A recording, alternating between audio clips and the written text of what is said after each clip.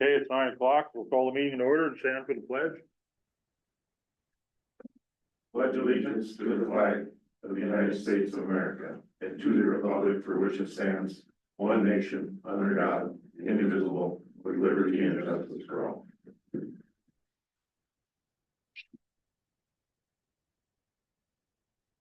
Anybody got anything to add to the agenda? I don't know, Mr. Chair, if we put the shoreline ordinance, put the word hearing after the word ordinance. It's the only thing I can see that we maybe should be doing. It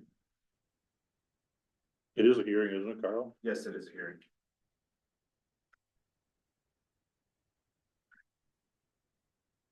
Okay, anything else? Motion to approve. With that addition. That change will, Bill. Made a motion to approve the agenda. Can we get a second? Second, Mr. Chair. We have a second. Any more discussion? All in favor of the motion signify by saying aye. Aye. Opposed? Carried. Meeting minutes, they were sent out.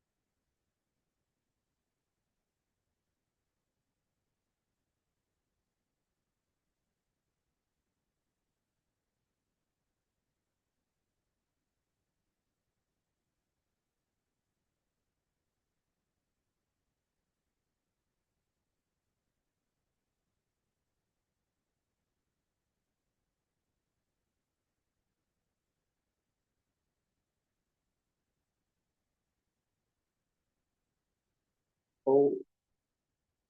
So if you're resigning as coordinator on the 28th, and we're not appointing until the 3rd, are you unemployed over the weekend? No, there will be no gap in employment. Both dates aren't material then? I'm still appointed as the assessor. And it's just that I will take over full time as the assessor on the 3rd. Because you're doing an interim assessor duty. Because I am doing the interim assessor. I guess that, when you got that reappointment or whatever, that goes until the 3rd, right? Correct. And then the appointment is up in 4 years, 3 years? What's your next round of? That'll be 4 years. 4 years. 2029.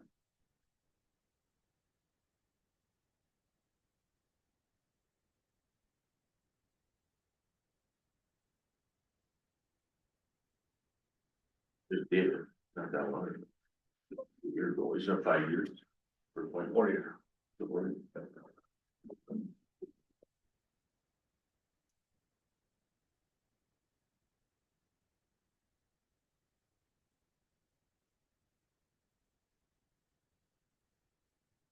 Any questions on the meeting minutes? Motion to approve. We got a motion and a second. Any more discussion? All in favor, signify by saying aye. Aye. Opposed? Carried. The warrants Chairman, were, who is the second on that? You're right. warrants were sent out. There was an addendum that was just sent out to the warrants, so that should be in your emails.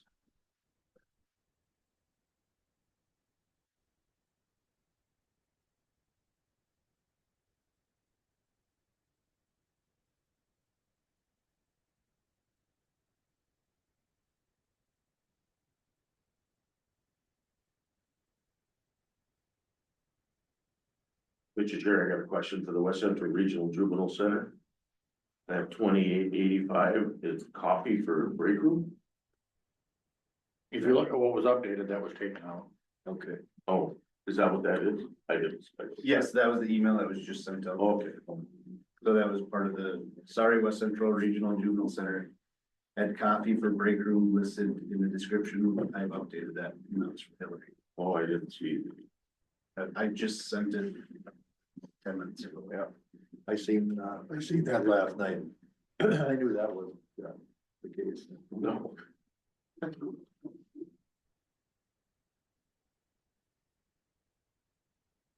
Matt, no, see, according, Lord, that's what that is. see, we got Driggins Electric bill to replace light fuses 59 and 100th Street for 1,573.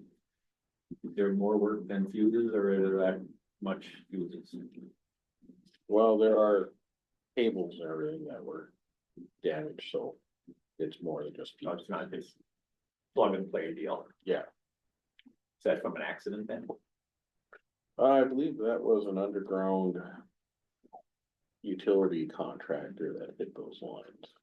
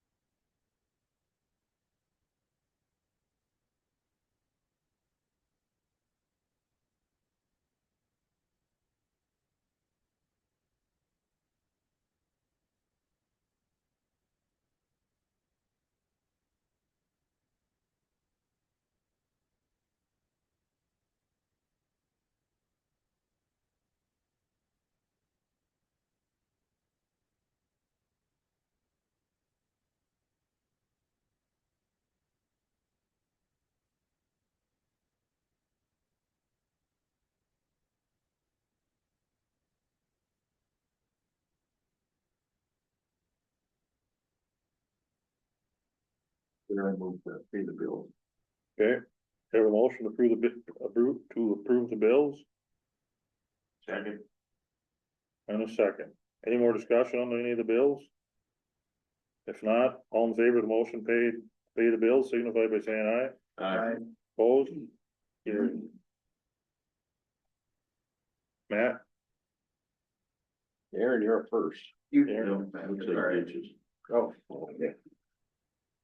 Well, we'll start with the ATV park resolution. This is a yearly resolution for us to get 90% of the bathroom facilities at the ATV park paid by the DNR. So there's a 10% cost to us. Typically we get about $3,500 a year to cover those costs, and it's a yearly thing to apply for it. So this is just a resolution that needs to go along with the application, so we'd be looking for approval of this resolution for the ATV park. So move, Mr. Chairman. Second. We have a motion and a second to approve the ATV park resolution. Any more discussion? All in favor signify by saying aye. Aye. Opposed? Carried. Okay, the next item I have on the agenda is an engineering services agreement with Houston Engineering. There are 4 bridges that need to be replaced along CSAH 4. One of them is kind of just west of the Ashby School.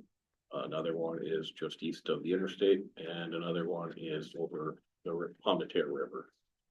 They're all on the bridge resolution to get replaced, except for one of them hasn't been on there yet because it was evaluated and it needs to be sized to be a bridge, so it'll end up getting on the bridge bonding resolution as well. The 3 of them are all pretty much the same cost. 2 of them are $43,000 and one of them is $34,000. And the difference is we had Houston Engineering do a hydraulic analysis on the one just west of the city of Ashby to see if it would be sized to be a bridge. And it came back that it would need to be a 12-foot wide box culvert. So they already did that portion of the design. This is just carrying on. So when it's all said and done, we'll have 3 separate bridge plans that we can apply for bridge funding and hopefully get them replaced, because we need to get those 2 sections of road replaced as well. So the goal would be to get these bridges done, replaced, and then come through with a paving project and get both sections of those roads completed. So The that, road part, that would all be done in 25. no, these wouldn't be done in 2025. They would, at the earliest, it'd probably be 2026 to get any of these done. I know we're still waiting on. That we're completed their work. Yeah, they'll complete their work. Yeah.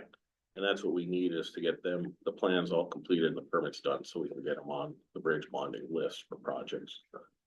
And it's kind of, would be nice to get these ones done, because I believe in 2028, we're gonna get like 1.5 million in federal funds to redo a portion of CSAH 4. So it'd be good to get these bridges completed before that, so they don't interfere with that project. You're all settled out and ready to go to put the timber stuff down. Yep.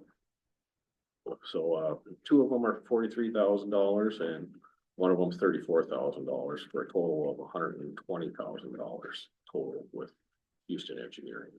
So, Matt, is it pretty much guaranteed or anticipated that the road piece would go along with the bridge piece, as far as, let's say, if for some reason we couldn't do the road piece because of funding, would we do the bridge piece anyway? Yep, we would still do the bridges. So then, if it was a year later, the bridge stuff would be done. Yep.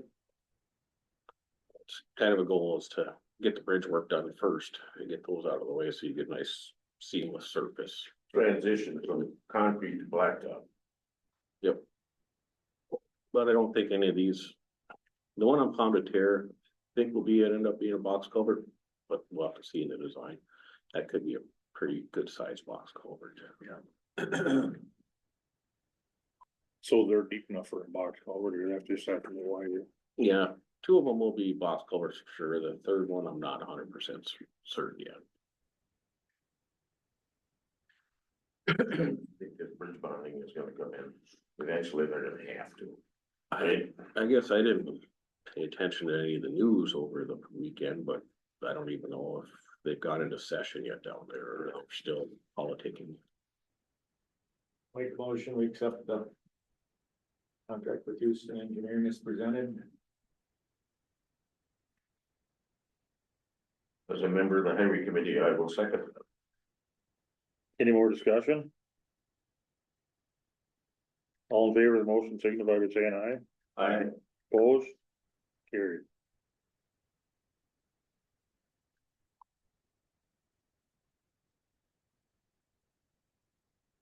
Last item I have is an agreement release with WSB and Braun Intertech.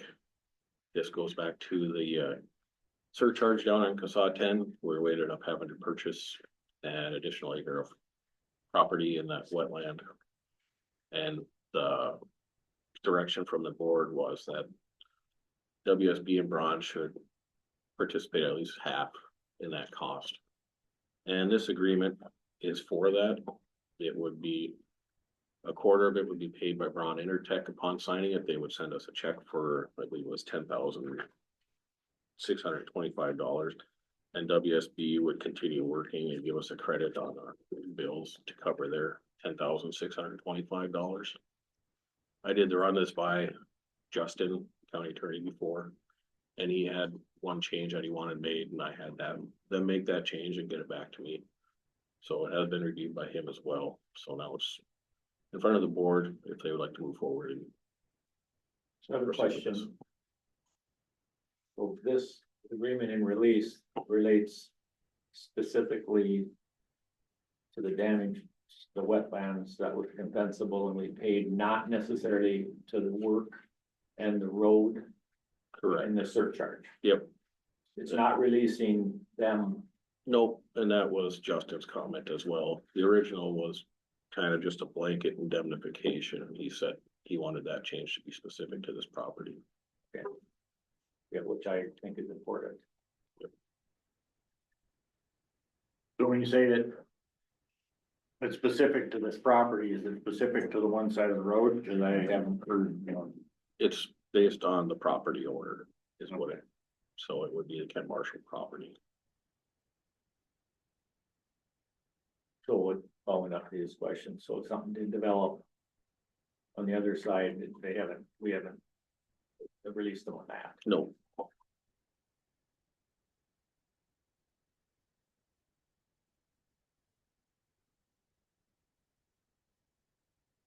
Any more discussion on this?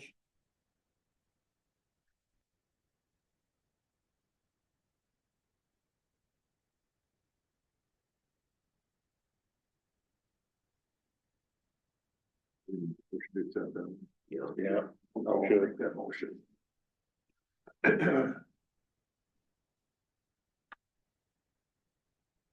I'll second.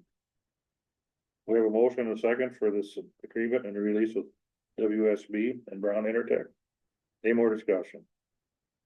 If not, all in favor of the motion signify by saying aye. Aye. Opposed? Carried.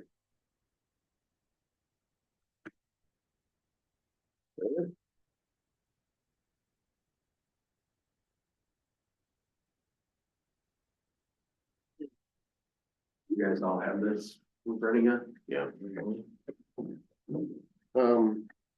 So this is my 2024 ditch report. As you guys know, we have transferred all the ditches within the Boyd Sioux watershed to the Boyd Sioux watershed district this last year. So we don't have very many left. I got 1, 2, 3, 4, 5, 6 ditches. So there's really not much to cover except for on Grant County Ditch 1. And I talked to Chad about this. I don't know if is he on.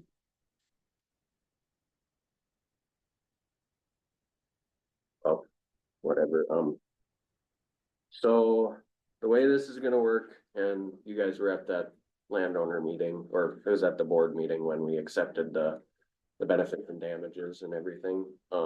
They wanted to split that benefits and damages up between 2 years. So we're gonna pay, Chad will pay them their damages this year. I don't know if he's gonna split that up in spring and fall or whatever, but I'll levy 40,000 this year. And then next year, I'll levy the remainder to cover the $72,545 in damages. So. Would you normally levy something for maintenance? And are you saying that you're not gonna levy anything extra, just what will take care of this, I have $6,500 remainder in there and that's adequate? for now, yeah, cause I did a clean out this year at 24. The ditch is in pretty good shape, so. But yeah, So just for fun, what this number is too, is the redetermination costs as well, or not? well, I've been paying those as we went along. Okay, so that isn't part of the 2,000. No, that's strictly 545. just paying the damages to the landowners that have land adjacent to the open ditch Okay. to pay for the buffer. Okay. So you need a motion to certify the $40,000. I need a motion to, yeah, accept my levies for the, It's just the one. Yeah, but just the one, It's because the $40,000 for ditch one, I'll make Yeah. that one. We have a motion for the levies for ditch one Second. and a second. Any more discussion? I got a question here. These damages you're talking about. Explain that to me a little bit. so I can't remember what year it was, but 2017, 2018, when they passed the buffer law. These buffers had to be in place legally, but they were never compensated for it on these public drainage ditches. So they can't farm, let's say the 16.5 feet from the ditch, they can't farm that. So they get damages because they've taken it out of production. I got you.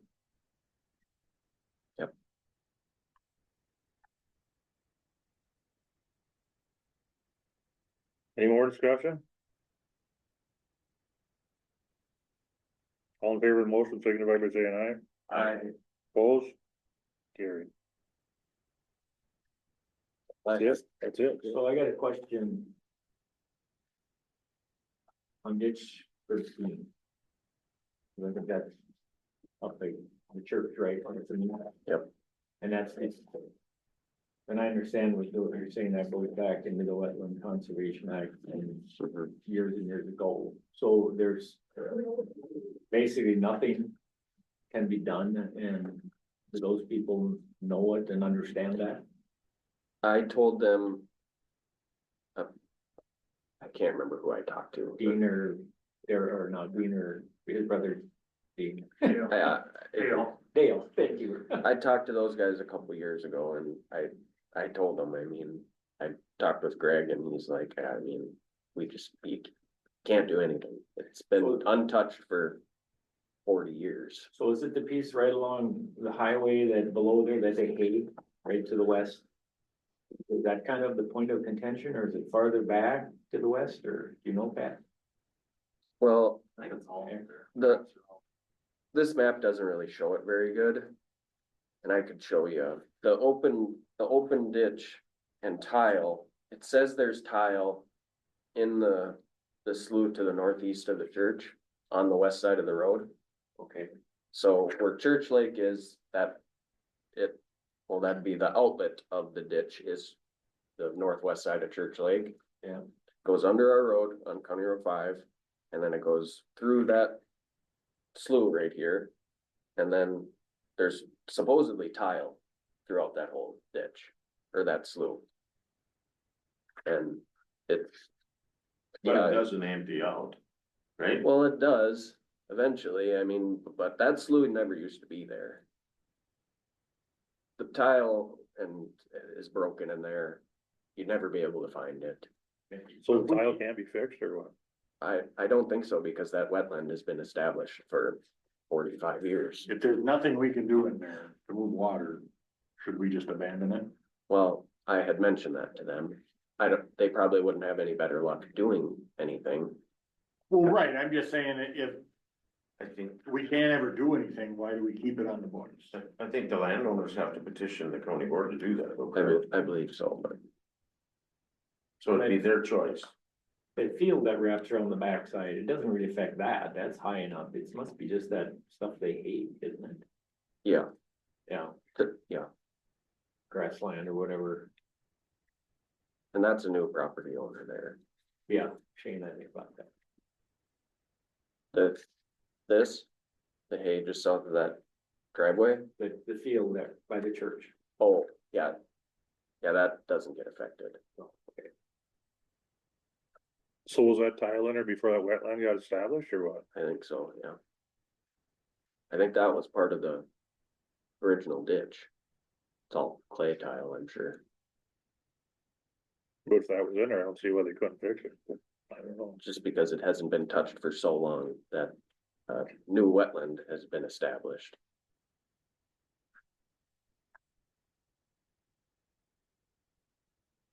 Yeah, I know, I can look into it more, but I'm pretty sure from what I've read that we just can't do anything to it. So. Following up with Doyle's. Things change, more water, more this, more that. Because of, they haven't touched it, they can't, it doesn't, it's kind of like, Doesn't make sense, does it? I could look up how the statute's written, but basically because it's been neglected for so long. And it's over a set amount of years, I can't remember if it's 25 or 30. Then you're just kind of SOL. And I'm not questioning Greg, I mean, I could probably follow up with that. Yeah. Those guys. Yeah, and these other ditches. 23, that one's southwest of Hoffman. I don't know much about this one. There's like, you go out there and you can't see anything. There's a little bit of open ditch, that's about it. So like whose farm site is that? That's the dairy. Okay, yeah. That's the one where we had questions with Paul Moore? Or Paul. Yeah. Paul's brother, or no. That road ditch area. Yeah, that would be actual ditch, On the west side, Pat? on the west side of the road. by that hog barn that, By the hog barn, yeah, where the water runs to the north and then turns around, goes underneath the road, and goes back to the south, yes. goes back east and then south. Yep, goes east and south. So We cleaned that for him and did all he wanted, so we have, so I mean, we would, yeah, took care of that, so. Yeah, and ditch 30 is all tile. It's a lot of big tile. They get, at the outlet, it gets up to 4 foot. 4 foot culvert.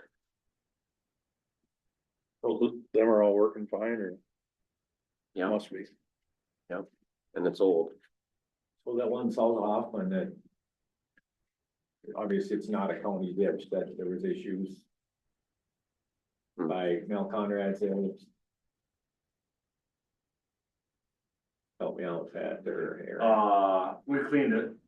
We pulled everything through there that we can to get the pipe cleaned out, so it is flowing.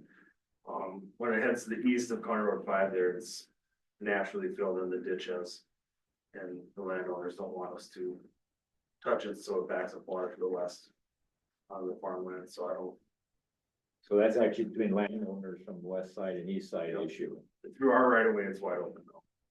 And as long as it doesn't affect the integrity of the road, it's not our problem. That's, Is there a city storm sewer that's tied to that too? not that one. This one's a mile, half mile from the county line, Stevens County line, so. What he's talking about. Okay. That's what I got. Well, we got 7 minutes on. After this meeting, when I'm done here, I'm gonna be heading to the county engineers conference. And you guys have the, budget spending policy on there. I heard you guys wanted to hear from the highway department regarding that. So I won't be here for that discussion, so if you guys wanna discuss it now, we have time. You've seen the proposed one. Yep, I have it. You have- Unless it's changed since this. No, nothing's changed. What feedback do you have for us on it? I guess from what I understand of the policy, the issue came up with, we have an annual budget. And I guess people are, or maybe some departments are budgeting over years and then making a purchase as opposed to just being an annual purchase or an annual budget. Which, in my mind, if you're doing that, it should show up on a capital improvement plan, much like our 5-year highway plan or our replacement plan for our vehicles and such. So that way the board knows that a department's doing that, otherwise it probably wouldn't show up anywhere. And when it comes to the spending limits, I went back through our bills for the last year and we didn't make any new purchase over $5,000 the entire year without board approval. The only purchases that we have that are above $5,000 are specific line items in our budget for operations and maintenance. Such as cutting edges, pothole mix, diesel fuel, those types of things. We don't enter into any other contract or anything with anybody without board approval. So I guess for us, the limits and stuff, don't really matter per se. You know, if I was gonna write the policy, I think I would make it as simple as possible. And pretty much just say that the policy is, if you're using county levy funds, no purchase over any purchase over $5,000 requires board approval. Pretty much what I would leave that. So I think maybe a little bit, man. We talked about. A lot of your potential purchases would be larger, and I think I mentioned that. We approve a plan or spreadsheet. Yep. And potentially things can change. Yeah. And 7 months later, all of a sudden, we might have approved it in November or December. That there was where they would come back around in case of the change, for whatever reason, we would then get another look at it, which you've been bringing stuff. Yep. Pat. Yep. So the question gets to be is, should that be 5, or should you have a little more latitude at 25? And what I'm hearing is, you're gonna come back anyway, so 5's fine. Well, yeah, generally we put out our transportation plan or our replacement plan, and that's so everybody knows what's gonna be coming in the future. And when we start on a project, there are lots of contracts and such that we gotta enter into, and we bring all those to the board for approval. And that's not just having you guys sign off on it to give us approval, it's also bringing the project back before you guys, so you're also making or a determination if you want to move forward with the project.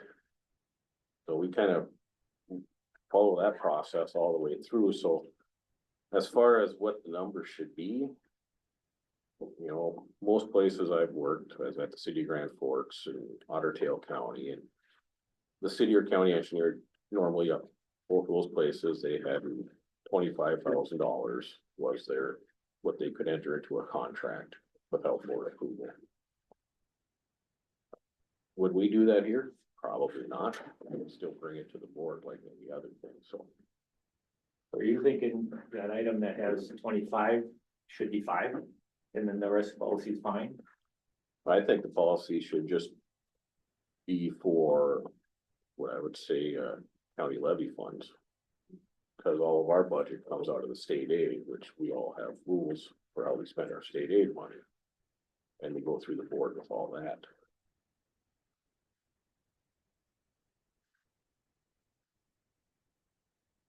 This is for the whole. Yeah. Getting this, Carl? Yeah, I understand what he's saying. So when you look at the policy, he's basically saying that first line item, the county board shall requires all purchases over 5,000 be brought to the board for approval prior to the purchase of such item service. What Matt is saying is that you could get rid of the highway department shall have the ability to spend 5,001 to 25,000 with approval. You can line item that out. And you could also line out any item service over 25,000 will require county board approval, because that is part of the Minnesota statute 471.345. So all of our purchases are pretty much coming from state aid funds. We're not utilizing county levy dollars. Right, and that would be included under the exceptions under the contracts that are pre-approved by the county board. And then when items that are part of the scheduled rotation plan that have been approved by the county board, that would be left in there because that would be part of the pre-approval. Or you're just asking for, this policy.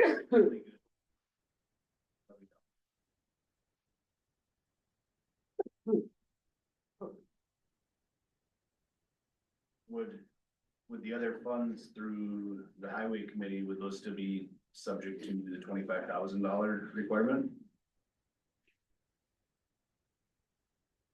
That'd be the other requirement of the, because when you're talking road replacement and all those other things, that's a different. So could we say under the exceptions that state aid money would be exempt under the exceptions? Exception to the rule. Well, cause you've got a list of them. I mean, so I'm thinking that if we're taking away the 25,000, we could take the items that are over that 25, we could take that bullet point out, but then add in state aid money. Yeah. Cause that's gonna be all contract spent anyway. Yeah. those go through a lot of approval processes through the. You're more regulated by them than us, yep. Yeah. State aid money would just be a line item. It'd be under the exceptions, just we roll it under the exceptions. It's been approved in the budget anyway. That's your motion, correct? Well, we're not there yet, but You're not that's, there yet, but. the feedback we've got. So we'll remove anything that says up to the 25,000 and then add in exceptions if they. Yeah. that Sounds good to me. Good input. Thank you. Yep, well, I wasn't in here last meeting, so kind of nice to have a meeting off, so, well, congratulations to the new board. Yeah. Did you think about that, Doyle? We didn't, We should probably do that. we, cause that, we got the way it's gonna be on it now, or? Well, we just have the, well, no, not that. I mean, I was talking about the levy. Did we vote on the levy certification? Yeah. Let's see, yeah, yeah, we did. Yeah, we did. Holly? Since Matt won't be here at the, when you guys do that, you want one of us back up here for that, you're Aaron? You guys talk about the spending, or would you guys just like us here or not? Do you have other feedback? Nope. Alright, good enough. Thanks, you guys. Good morning. All right, How are you? Good, how are you? Good. Good. I'm here just to give a quick update, year-end report to the recorder's office. In 2024, we collected $346,038.77. We recorded 1,420 documents, 580 of those were e-recorded. We had a total number of 27 marriages, so we're up 10 from 23.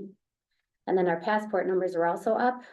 We had a total of 193, and we took 263 passport photos. So again, an increase in those as well. Any questions at all? Okay, an update, the Asurion immutable backup was installed on January 15th in the new IT room at the Law Enforcement Center. Nexon was here along with Morris Electronics, and that went well, so that is installed. Now Morris Electronics and ISC and Asurion will work together to get the backup information from the old to the new. So that process went very well. so it's switched over now? No, Or- just the physical backup is in Okay, the Law Enforcement Center, but now we need to take the data from the old backup and move it to the new. The physical asset is in place. We're just waiting on IT to move all the data, and that's gonna take several days to move the data onto that server. So it's Because there's so much. a large process. That's a data migration thing, correct? Yes.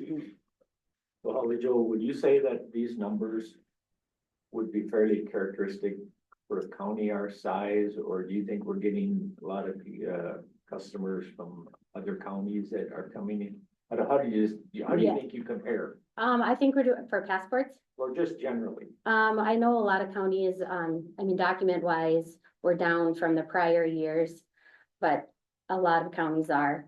Passports, we get a lot from all over, so I feel like we're getting quite a few customers from Otter Tail, Stevens, all over. We're happy with the numbers. Keep They us don't have to busy. stand in line. Nope. They can call, we ask for appointments, and they call and we can usually get them in the same day, so right away, actually. We also take walk-ins, but it's just nice when there's families with 4 or 5 kids to have appointments, so you come in for one, you don't have to wait. So with the Asurion, we did receive the bill on Friday. I looked that over. I reached out to ISC. There was a charge on there twice, so they're gonna be sending us a new invoice this week. I would like to ask for board approval to use $15,000 of unallocated funds to put towards the ISC bill. And then Carl and I and Chad will work on the rest.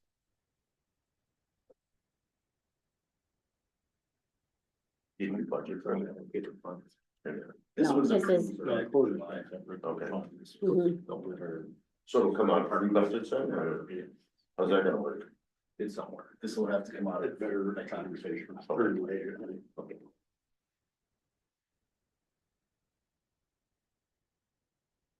You need a motion for that? Yes, you use, approval for the unallocated funds. So moved. Any more discussion? All in favor of the motion signify by saying aye. Aye. Opposed? Carried. Thank you.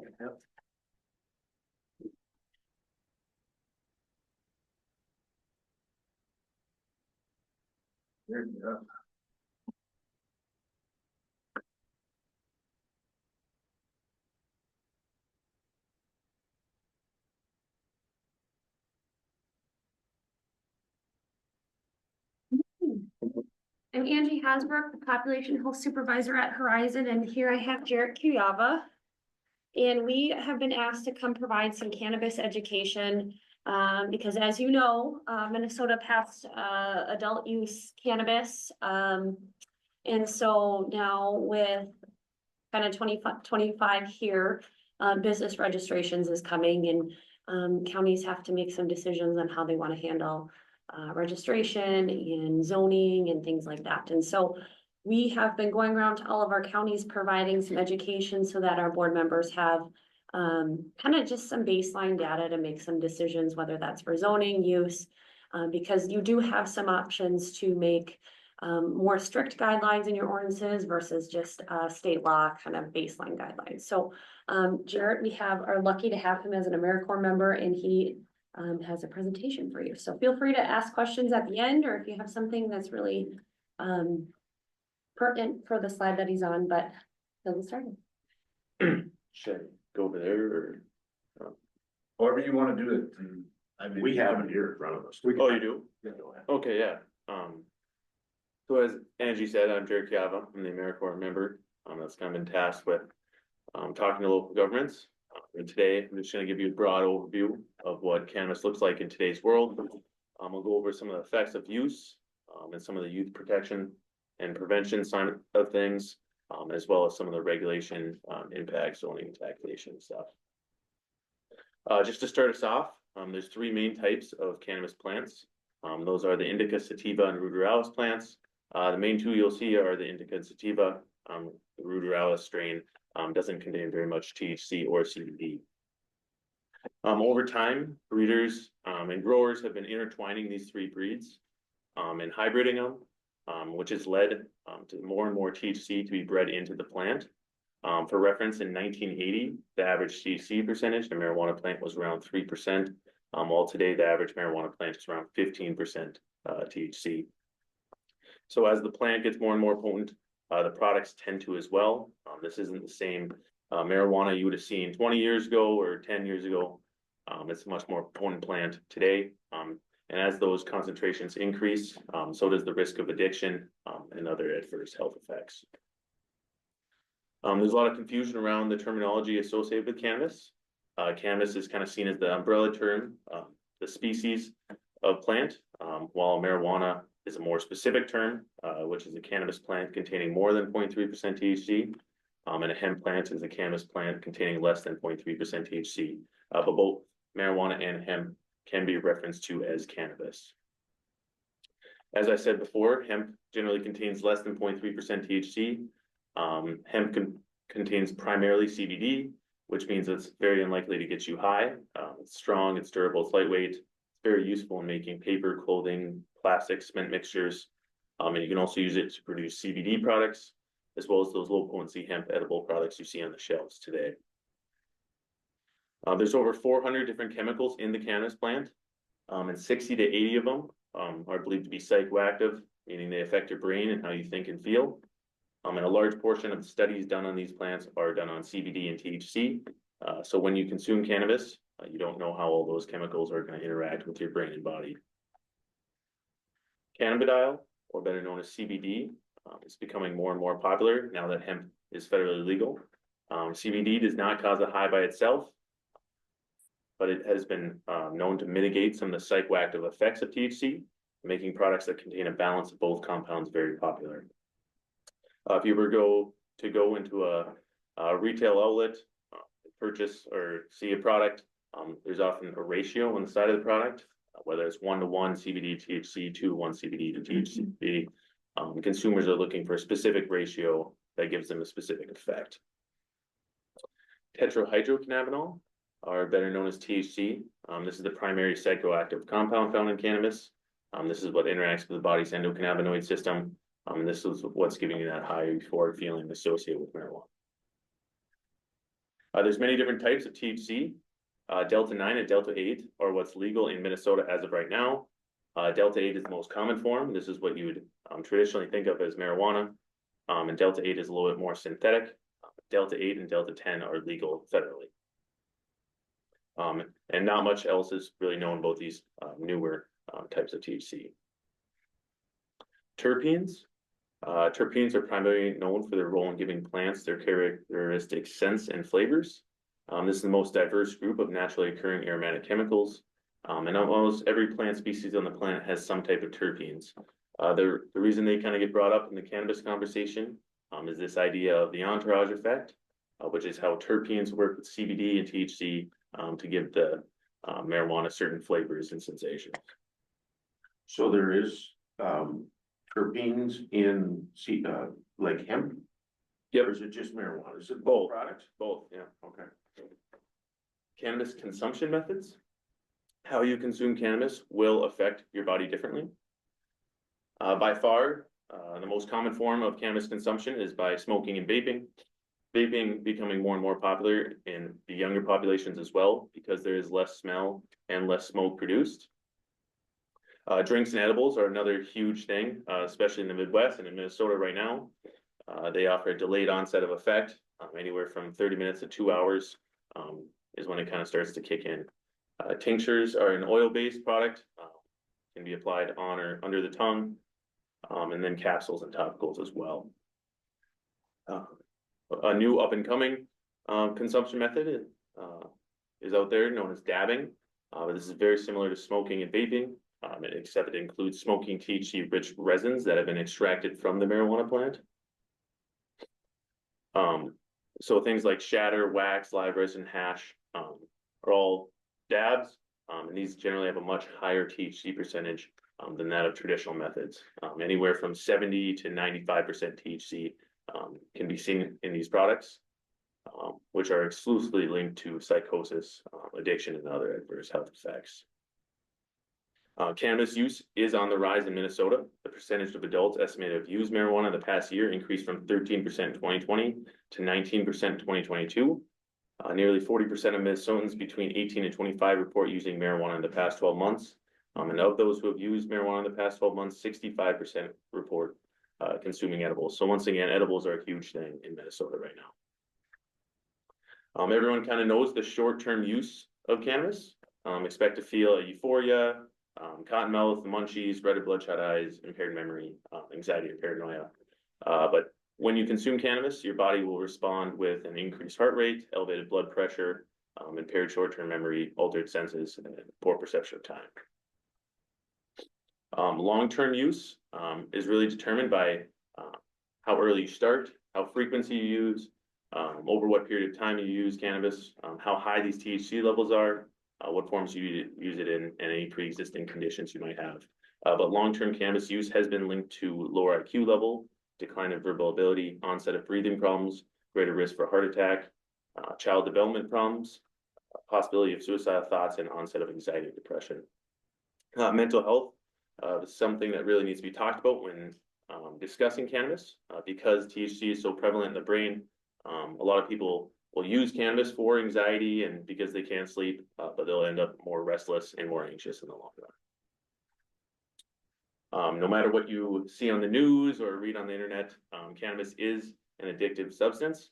Approximately 9%, or about 1 in 11 of those who use marijuana will become addicted. This rate increases to 17%, or about 1 in 6 when you start in your teens. And it goes up to 25 to 50% among daily users. And just like any other substance or drug, cannabis does have withdrawal symptoms, and teens may have a much harder time overcoming these withdrawal symptoms. Cannabis use before the age of 25. In 2022, 30.7% of U.S. high school seniors reported using cannabis in the past year, and 6.3% reported using cannabis daily in the past 30 days. This is a major problem. Due to their brains not being fully developed, teens and young adults ages 13 to 25 are at very high risk for permanent damage. So outside of the difficulty thinking and problem solving, reduced coordination, problems with school and social life, teens and young adults can run into psychosis, damaged immune systems, and brain development problems that can be permanent, that won't go away after they stop using this substance. So you're saying prior to 2022, 30, almost 31% of our seniors were using? Just in the past year, yes. What That do means you they've think used will it. happen if it's legal and more available? Yeah, I would assume it would increase. So if you look at your circles, is it gonna be 50? Will half our seniors walk around with permanent brain damage, development problems? And those are the kinds of things that we want to keep in mind as we're creating our ordinances and zoning to limit youth exposure, to try and have some more of those safety precautions in place, because you can have more strict guidelines. Because that would be our public health goal and recommendation, is to limit as much youth exposure as possible. So the question I have, and if you're okay if I interrupt your presentation, if we believe this slide, and if it's accurate, that should somewhat guide us on how we head. Would you agree? Yeah. Okay. So high school seniors are, they can't go to the tribes of, and buy the product. They can't, they gotta be 21. So, you know what I mean? Where's the prevalence? Is it the black market that's feeding, the high school kids, or, where's the prevalence in society that this, these ages are coming up? Yeah, I know a lot of teens and young adults are getting them from friends. You always have that black market, and then just taking their parents' stuff as well. So to have a well-regulated market, these numbers would go down Yes, if it was controlled and the point of sale is controlled. that would be the hope, yeah. That's the desired effect, right? Yep.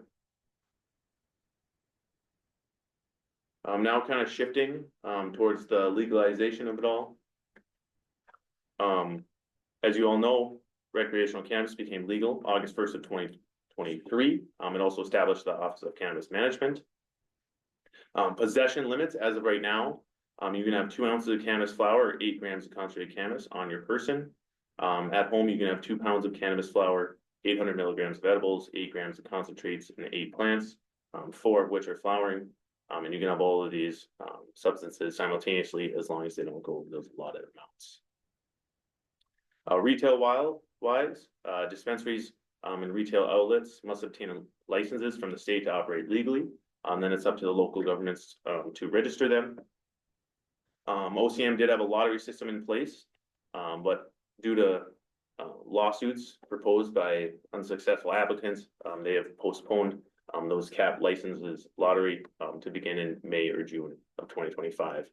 If it's not one of those cap licenses, which would be the meso businesses, manufacturers, and retailers, you might see them a little bit earlier this year. Local regulations and community health outcomes. Communities with a higher concentration of cannabis and low potency hemp edible retailers expose more youth and young adults to commercial marketing, increasing their access to these products. Proximity to cannabis retailers is linked to heightened risks, such as increased poison control calls, increased cannabis use during pregnancy, and greater cannabis use amongst both adults and youth. So to address this issue of retailer density, cities or counties can cap the number of cannabis retailers to that 1 in every 12,500 persons number. Unfortunately, it's came to our attention that local governments cannot cap those low potency hemp edible retailers, but to kind of contain them as best as possible, local governments can require that those low potency hemp edibles can only be sold at registered cannabis retail businesses or businesses that only allow 21 plus to enter. Of course, you got that proximity to youth, 1,000 feet from a school, 500 feet from a park. And then you have that proximity of low potency hemp edible retailers and cannabis retailers to one another. We have that 2,000 feet number. That's the document that was in the Public Health Law Center. That's what we believe to be the max as of right now. So you said the max? Yeah, the 2,000, yeah. Once again, not set in stone or anything. That's just what we believe to be the max right now. Youth protection. Flavored products are a proven marketing strategy to appeal to both children and youth. OCM will have the authority to regulate various cannabis product classes, including flavored products intended to be smoked or vaped. It's unclear how OCM will handle this category, but local governments may be able to impose stricter restrictions, including banning flavored vape products, restricting the sale of higher potency products. OCM has put the potency limit at 70%, which is kind of a mind-boggling number. And then raising the minimum legal sales age to 25, 25 being that golden number, that's believed that brain is fully developed. This isn't legal advice by any means, but these are some things that local governments may be able to impose in the future. Taxation. Cannabis sales are subject to both state and local taxes. Cannabis products are, an additional 10% tax is applied to the retail sale of recreational cannabis. And local governments will receive 1/5 of this new 10% tax. And it's up to the local government to decide how to best allocate these funds to support prevention, education, treatment, and public safety. So what are our other 4 counties up to? Both Traverse and Douglas are both preparing their draft zoning ordinances. Pope and Stevens have both passed their cannabis land use ordinance. And Pope County has actually signed an MOA with Horizon Public Health to deal with cannabis registration. We at Horizon Public Health have created a list of public health recommendations. There's just a few I'd like to emphasize. It's the zoning and land use considerations towards youth-oriented facilities, limits on density, advertising restrictions, addressing movable places of business, and attention to state law. It's come to our attention that if you don't put a lot of that state statute or a lot of that state wording in your local ordinances, you have to rely on the state to come in and enforce it. While if you do include a lot of that state wording and a lot of that state statute, you as a local government can enforce it yourself. So what have we learned from other states? Adult marijuana use has increased, which is normal. Whenever you make an illegal substance legal, people are bound to be curious and try it out. Presumption of risk is also down. Now that it's legal, people think it's safe, which is not the case in this scenario. Accidental overdoses in children have risen along with psychotic episodes in teens. Data on traffic safety is mixed. There's more THC related accidents, but since THC stays in the system a lot longer than say alcohol would, it's tough to tell if they smoked or consumed cannabis 2 weeks prior to the accident or 20 minutes before that accident. There's virtually no change in crime. Marijuana arrests are down, although the total amount of crime has stayed virtually the same. And jobs and economic wise, there's been no link to homelessness, and a slight increase to jobs with those agricultural jobs coming out. So in conclusion, marijuana is not what it used to be. It's a much more potent plant today than it has been in the past. More research needs to be done on all the chemicals present in the marijuana plant. Being a Schedule I drug, it's very hard to study both the pros and the cons of this substance. Marijuana can be addictive, no matter what you hear on the news or see online. Marijuana is an addictive substance. Consuming cannabis can cause permanent damage on the developing brain. Once again, until that age of 25, and some even speculate 28, those adverse health effects can be permanent. And last but not least, the Office of Cannabis Management still has much to establish regarding the licensing and other restrictions. I'd like to thank you guys for your time. And if you have any questions or comments, Angie and I have a couple more minutes to answer those best of our ability. Was there any data like 10 years ago, what the use was 10 years ago, or? I'm sure there is, but I didn't include them in this. We could look, there's like Minnesota student survey data that we can see. I think we might be able to break it out by cannabis and we can send that to you. Okay. Has Horizon Public Health developed any strategy or recommendations? So what we've been doing is we have a recommendations document that lists all of the things that you can do that would meet state law, and there's a few things that you can do that would be more strict. And so we have that recommendation document. Some of it's distance to schools or youth oriented facilities. Some of it's density, it's advertising, it's child resistant packaging, those types of things. And so we do have some of those specific recommendations in a document that we can help with. The other thing to note is Horizon is delegated to register tobacco licenses for Grant County. So we do tobacco licenses for Grant, Douglas, and Polk counties. We can also help support cannabis business registration. So we currently have an MOA signed with Polk County. We have that draft of what that MOA could look like, because we could support Grant in that as well. And so what that would look like, it'd be a little different. We register locally, the state licenses cannabis. So the state gets their license pre-approved, they send it to us locally, and then what we would do, depending on what your guys' decisions are on capping those higher potency cannabis retail locations, it would go to your board or your land and resource first to see if it meets your zoning requirements. Then it'd go to your board to decide, do you already have one? Do you have a cap?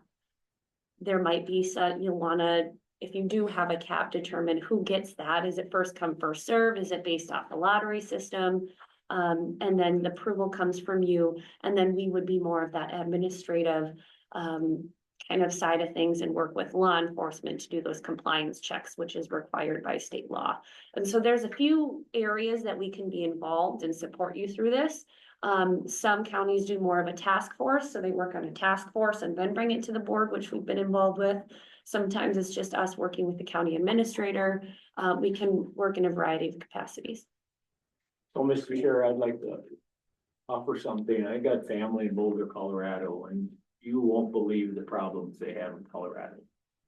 And I think if we don't start with the most restrictive and the most of whatever is, we got to make it the hardest possible for our kids and our families and our adults to take part in this. And just because our government approved it does not mean we should play into that. And we should start with the most restrictive. And if we, and it's our time to step up and tell our people. And it doesn't mean, I know they're gonna say they're gonna cross a county line or a state line, but that does not mean we should take part in it. And I think we should head in that direction, however we, and with your help, it should be 10,000 feet. As far as I'm concerned, I know you said 2,000, but 2,000 feet eliminates a lot of places. Here, Greg and Reed are in the room, but if we start saying 10,000 feet from a school, we're talking countywide zoning, and that's a whole different issue than a cannabis ordinance. If you start going down that zoning, we have a shoreland ordinance zoning. That's it. We don't zone for anything else. But if we're gonna go down that road, we're probably looking at 2 more employees. Well, that's why we're sitting here, that's one of the conversations. I mean, that's Rules cost money. I'm not weighing in currently on your stance on that. I'm saying if you're talking zoning where you're saying 10,000 feet, now you're talking countywide zoning. And that was a reference. Well, I guess what I'm saying, Troy, is if 30.7% of our seniors in 2022 are using marijuana, and I understand zoning, if we don't do everything we can to prevent, then we've been a disservice to our people. I agree with you on that. I've been in around marijuana for 50 years. Never used it, but been around it and worked with people that have used it. And I want to be as restrictive as we can too on this in this county. And I hope the other counties are too, in rural Minnesota anyway. So. I got a question, on these possession limits, is there can we shrink them so there's lower stuff available, or is that state law? That's state law. This is what they'll tell you, Yeah. No matter what we do on the county level, you can't change any of that? I believe That's you can. correct. So personal, 2 pounds of cannabis, how are you gonna keep it away from your kids if you got that much sitting around? They'll take it when you're, I mean, what are you gonna do, lock it up in a safe? It is required to be locked up if you're growing it at home. But again, like you said, who's gonna regulate inside a person's home? There's 800 milligrams of edibles, all of this stuff. What's it, What's to stop from going out in the garden and, you know, trimming some buds off and put it in the bag and run off with it? You ain't gonna stop that. The other thing to note is the OCM's rules are not final, so we're trying to, you know, create ordinances and local government policies when we don't even have that guidance, the final guidance from the state yet. But we're working our best as we can, as all of our local governments are, to try and interpret what's available, make those decisions, and then we can adapt once we learn kind of those final rules. But I think we feel this will be an evolving process this whole year.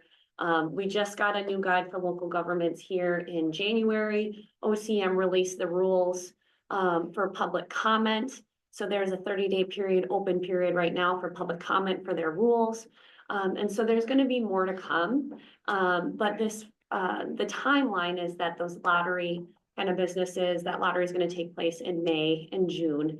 And the non-lottery businesses, so like retail and things like that, could come earlier because they don't have to wait for a lottery. So it's just also, you know, we'd love to support you to get something in place prior to those requests coming our way locally. So when you say those requests, so if somebody in Grant County, what do they gotta do? Fill out an application with the state to? Yep, they have to apply for their license. And the lottery, is that a grower's license? There's 13 different cannabis business licenses, so some of it's manufacturing, some of it's the growing, so it just depends. Delivery is a license, and so half of them are capped by a lottery and the other half are not. I got you. So it's the difference between the mezzo and the micro, right, or not? Yeah, mezzo, I believe you get 3 locations, and micro, you only get 1, right? So the tax implications, 20% of 10%. Well, and that's what's currently in law, but the government's office is proposing to remove that and keep it now at the state level. That was one of their, If we get nothing, that's one of their recommendations that came out of the first initial budget this year. so just, and I don't have no idea the numbers, but that's $2,000 on 100,000. So if we're worried about the money, we should. Can we have the further, do you guys have a few minutes? If we have a hearing at 10 o'clock, it's 10:07. Do you guys have a few minutes, maybe after the hearing, if the board has more questions? Yep. Yeah, stick around if you can. Will do. Greg?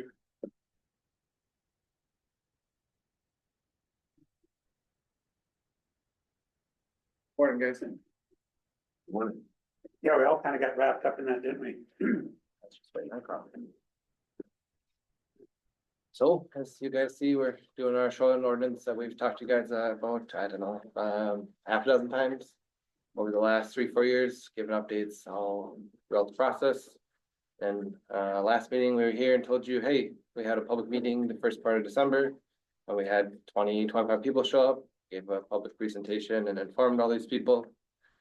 Since then, we have made some very small grammatical, spelling, making sure numbers are correct, those kind of changes and changing dates. So now, Hold on, You sure does the board need to open up the public hearing for shoreline ordinance? probably. I would say it's. Okay, we'll open the hearing, or open up for the hearing for the shoreline ordinance hearing. So visual. So like I was saying, we've made a couple small, very minute changes, making sure they have the words not in certain places and yes in others, and making the date, today's date, or whatever date will be approved. So So that was all finalized for our timeline? Yep. So you haven't changed it in the last, 10 days, 2 weeks? Right, we've done some changes to the map on the county website to align with, but that doesn't affect the ordinance. That per se. way, if someone asked to so the see document- the map on the county website, it wouldn't have been what you're showing them, you're So, showing them, yeah. on December 11th, there was a copy, and then because of public comment, and then our, 15th or 100th gone through, there was some grammatical changes between now and then, which is what we talked about at the public meeting and when we give you guys the updates. But in the last, that public meeting, Correct. what you would have shown them hasn't changed. Correct.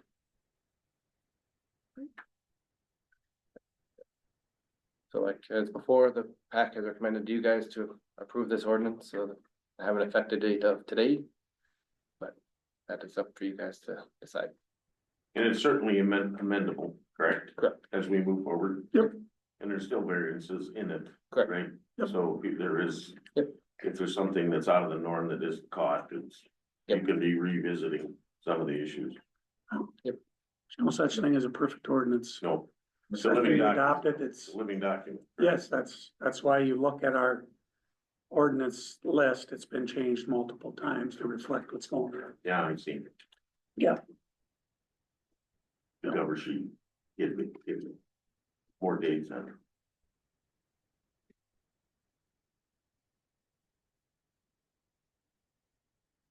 I guess where we're at today is based on planning commission recommendations. And no objections. I don't see anybody from the public here who has concerns. Let's Reed and I and. How we'll long start do we off. have to have this hearing open for? As long as you wanna have it open, it is up to you guys how long, you just have to have the hearing. I can say after that public hearing, I was here representing the board on, Right, but I had gotten a one call and I can't find the email or text, but anyway, really complimenting the work that Reed and Greg have done and the presentation, and they were really appreciative of the work and body of that. So the people, and there's people in the room that thought it was really well accepted. I can't find them. yeah, that's fine. You gotta trust me. So, kind of recap, what we have done is we have tried to make sure this was a legal document that would stand up in court, right? So we actually hired a law firm to assist us with that, and you guys were a part of that decision. We've also presented this to the state for review by the DNR, and they gave us a conditional letter of approval that we have on file with the documents, They gave to Carl as Right, part of. so public Carl record has for a- that. right? So we can introduce that as a part of the record as well. So, I think, at least from my perspective or in our office's perspective, we have a pretty good workable document, right? That we would, hope you guys would be comfortable with adopting, and we will try to move forward and interpret and enforce it to the benefit of the citizens of Grant County, right? That's kind of always been the philosophy that I've tried to take this ordinance administration, whether it's shoreland ordinance, or if it's a septic ordinance, or it's a wind turbine ordinance, whatever it may be, right? So, and that's why we sat here with when they did the cannabis presentation, obviously, we're gonna be a part of that conversation. Cause ordinance is kind of our wheelhouse. But it is a three-legged deal. You got the education, you have the enforcement, and then you have the administration of it, and that's multifaceted with, when we talk about the cannabis deal, there's a lot of conversation about that. Not necessarily relevant for this, but it kind of fits together, right? So, I got a question on some of this general development, recreational development and natural environment, you know what I mean? okay, As we move forward, and say, these parcels could be subdivided and things like that. Yep. Some of that is amendable where could be a possibility of a natural environment lake getting moved into the general development portion of it, yes, that's always a possibility. okay? Yep, So there is options for people. yes, yep. Long-term options. Yes, yep. And if you want to expand on that, an example would be is Lower Elk Lake. Right. Right? It's a small rural lake that pretty much has homes all the way around it. Right? Yep. The other thing that come out is it's way more, and I won't be able to cite an example, Reed, maybe you can, is way more user friendly.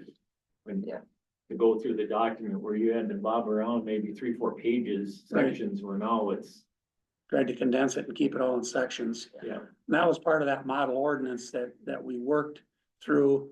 And that's, I think, where some of the confusion from the public started was we used an old format and tried to roll it into a new format. And when we did that, you know, if you look at the legislative process, they always have lines that get struck out and add and delete.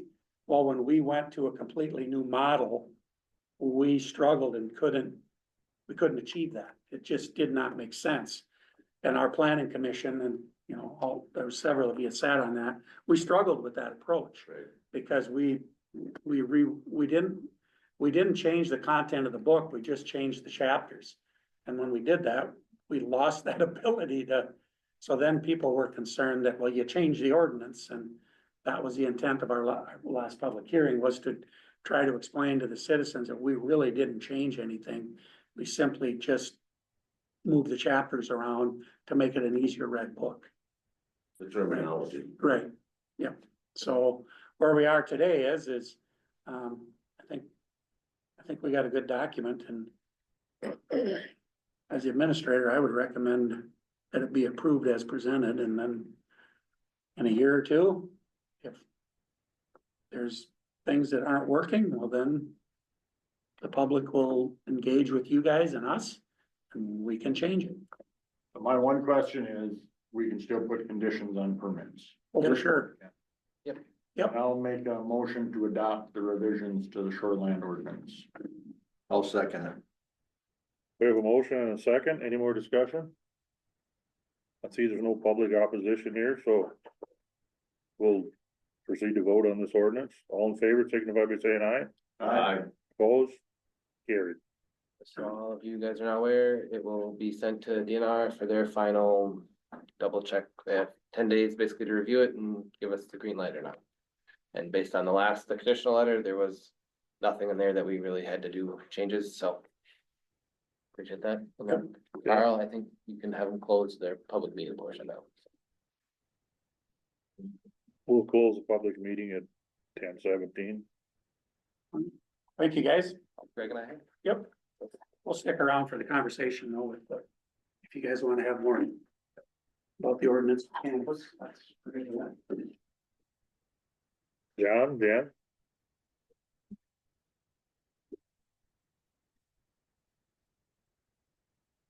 Want to talk to in respect to their time as well. Yeah, well, yeah, we can do them first. We don't have, if there's not very many questions. How many board or questions do you have For cannabis? for cannabis? Yes. Sorry to interrupt the conversation before, but We don't know until we get more information and they'll pop up. I mean, if there's any questions about like we can't limit the number of plants they have or those types of things. What Yeah, that's over this. So I mean, that's state law. But, you know, we as a region, you know, with the counties, we should be somewhat, you know, in talks where we're kind of mirroring what they're doing. So there's a little bit of, so this is, they're coming over here to, you know, because it's less stringent or whatever. You know what I mean? That's kind of where I'm at with that. So I have a And question. that's the only thing I got.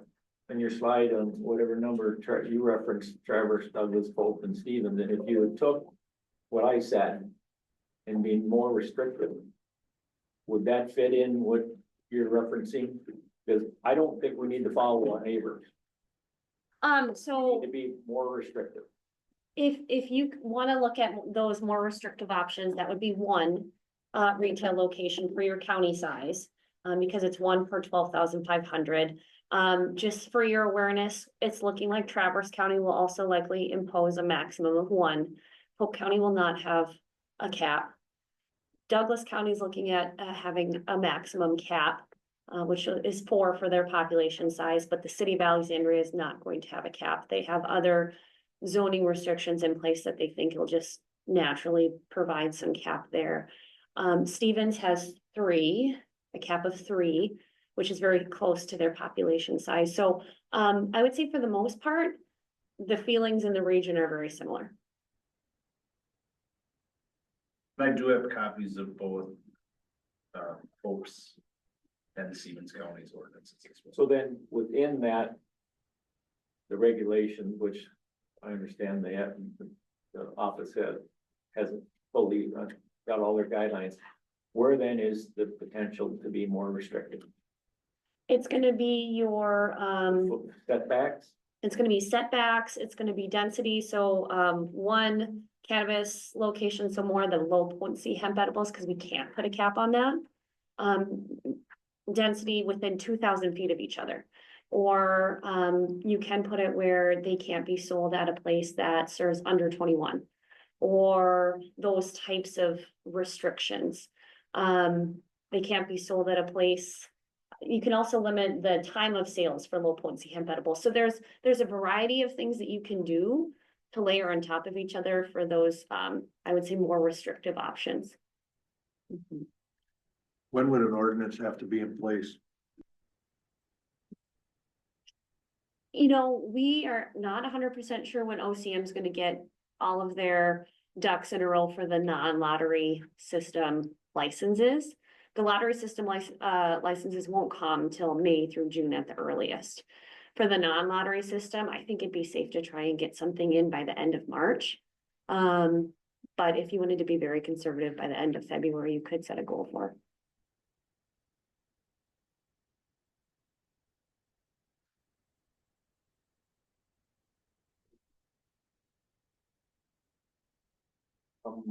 February 28th. Are we gonna have anything in place by then?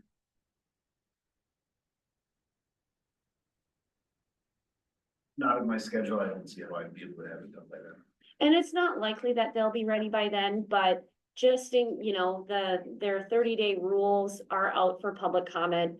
We're unsure how fast they're gonna turn around and start doing those licenses for those non-lotteries. So we think that would be faster than what they could do, but we also don't want to give recommendations that, in case they do really escalate that quickly. So we're unsure. We don't think it's likely, but if you wanted to be very safe, that could be just something to keep in mind.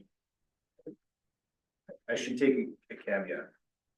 I could put a rudimentary ordinance together that would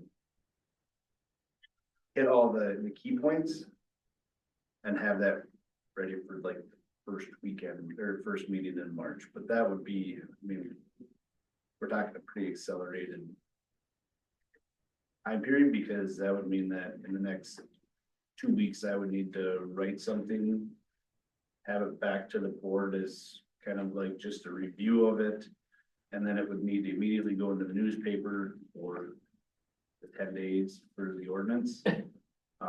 It would be very rudimentary. It would probably be plagiarizing from one of our neighboring counties.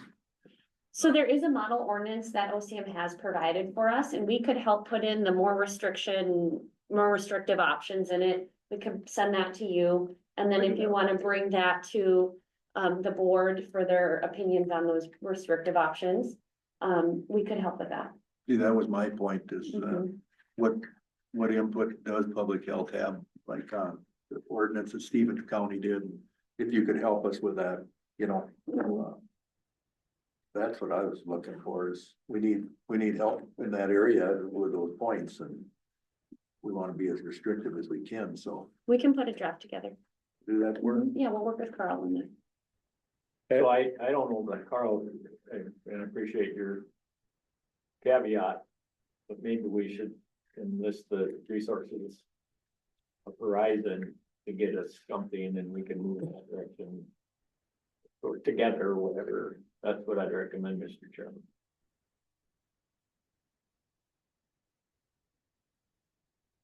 So with that, then, if Horizon would do that for us, and we'd have this ordinance, I wonder if we shouldn't somehow have a meeting with Horizon and the Carl and maybe 1 or 2 board members to look that over. Who's on you and who's on the right? Doyle. That's what I would think. That's a good idea. So do you wanna kind of work on that then, and then Certainly. get a hold of me or Doyle or Carl? Yeah. And we can sit down, we should have a meeting on that, because we need something done here, because we don't know how quickly this is gonna come down on it. Are you gonna want John's input for sure, since he's gonna be the enforcement piece? Yeah. And we could maybe bring some expertise to the table from an ordinance standpoint. Sure. So you might wanna expand your circle a little bit. there's a whole charging side with it as well, so we need the approval from the county attorney on the charging side, plus the approval by the judge and by the district. And then also adding those ordinances to the charging side of it, which plays into the state's hand as well, so there's a lot more to it than just adopting, of course. Can we have a meeting next year on a lot of public input? We fast track ordinances, things tend to get left out, forgot, things come up to 9th hour. From redoing the Charlotte ordinance, we was a long couple of year process, but that's because we went into every nook and cranny and really delved into.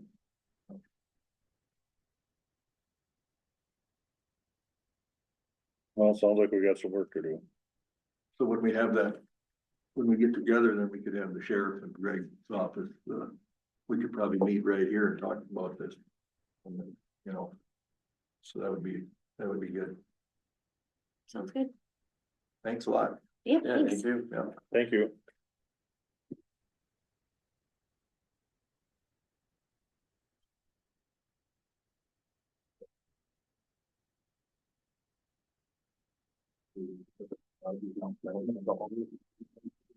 Sorry.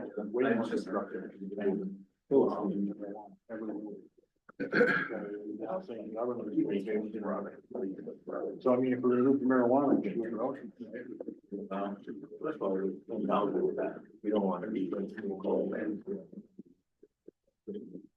But you want to get into the county like that? No. If you want to say you can't do it. Yeah.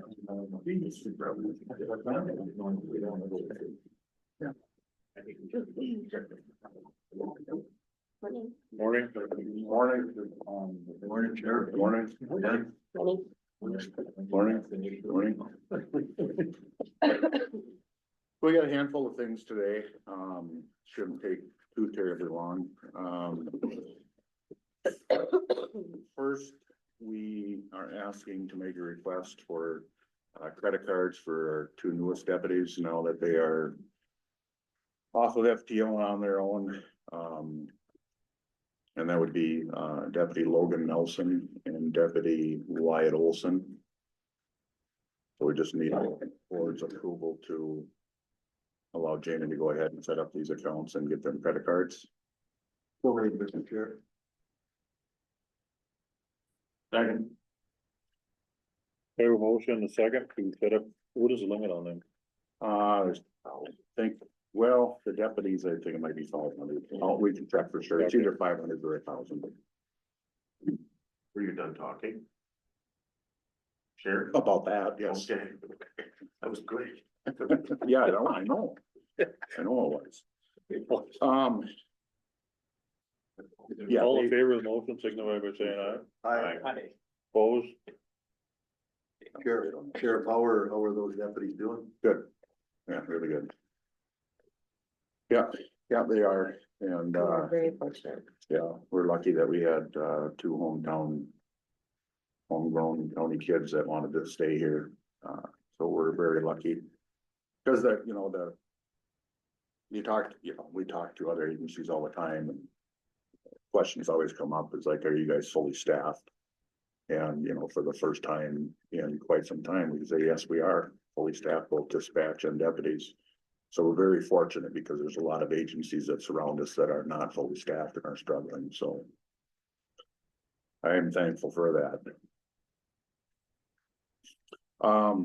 Next, something that we didn't put on the schedule because we just kind of completed a bunch of things end of last week here, but it's more of a notification to the board as far as appointments for committees within the Emergency Services Board, RAC Committee, Logger Committee, User Committee, NG 911, and Owners and Operators.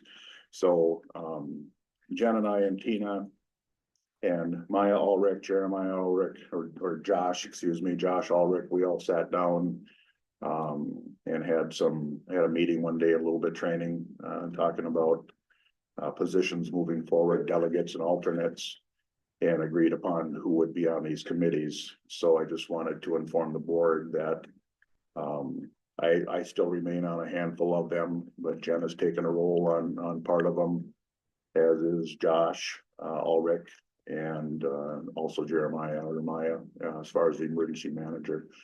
I checked with the board this morning as far as, appointments and how they go. And my understanding in talking with the board is that, it's basically a notification to our board as to who we are going to appoint to be on these committees, to serve on these committees, and generally it's been left up to the sheriff's discretion as to who this would be, so. If that warrants any further discussion, please ask, but I do have a list of everybody that's on the committees. It doesn't require any board signature. I can sign off on this and then submit it to ESB, so they're clear on who we have on these committees and who will serve on those. So the question, so we have the coordinators, the 2025 committee as an agenda item, and we've sent it out. Or you're saying you have names that would be in place for that we're gonna address later?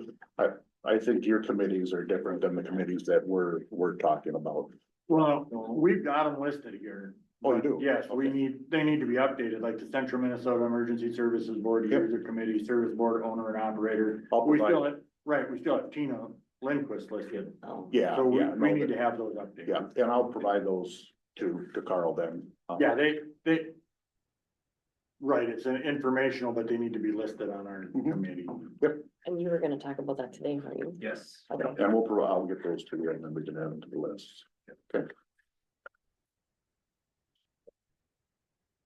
The other one that's new, and I don't know if we should address it now, or maybe a B, or would be the courthouse security committee. That was not on prior. That was supposed to be added in last April or last August. Okay, but it wasn't. It wasn't listed on the list at all in August, and so that was why I highlighted and shown that it was an addition here. Okay. And I wasn't aware of, were they aware of that? Are you talking about the courthouse security? Yes. Yeah. The courthouse security is, Jen had inquired about that, and I had to go back and look at prior board minutes, and it was suggested. Yeah. And that's where, that was the meeting that was put in place. And it didn't get added to the 25 because it wasn't on the 24 list, or it wasn't updated on the 24 list.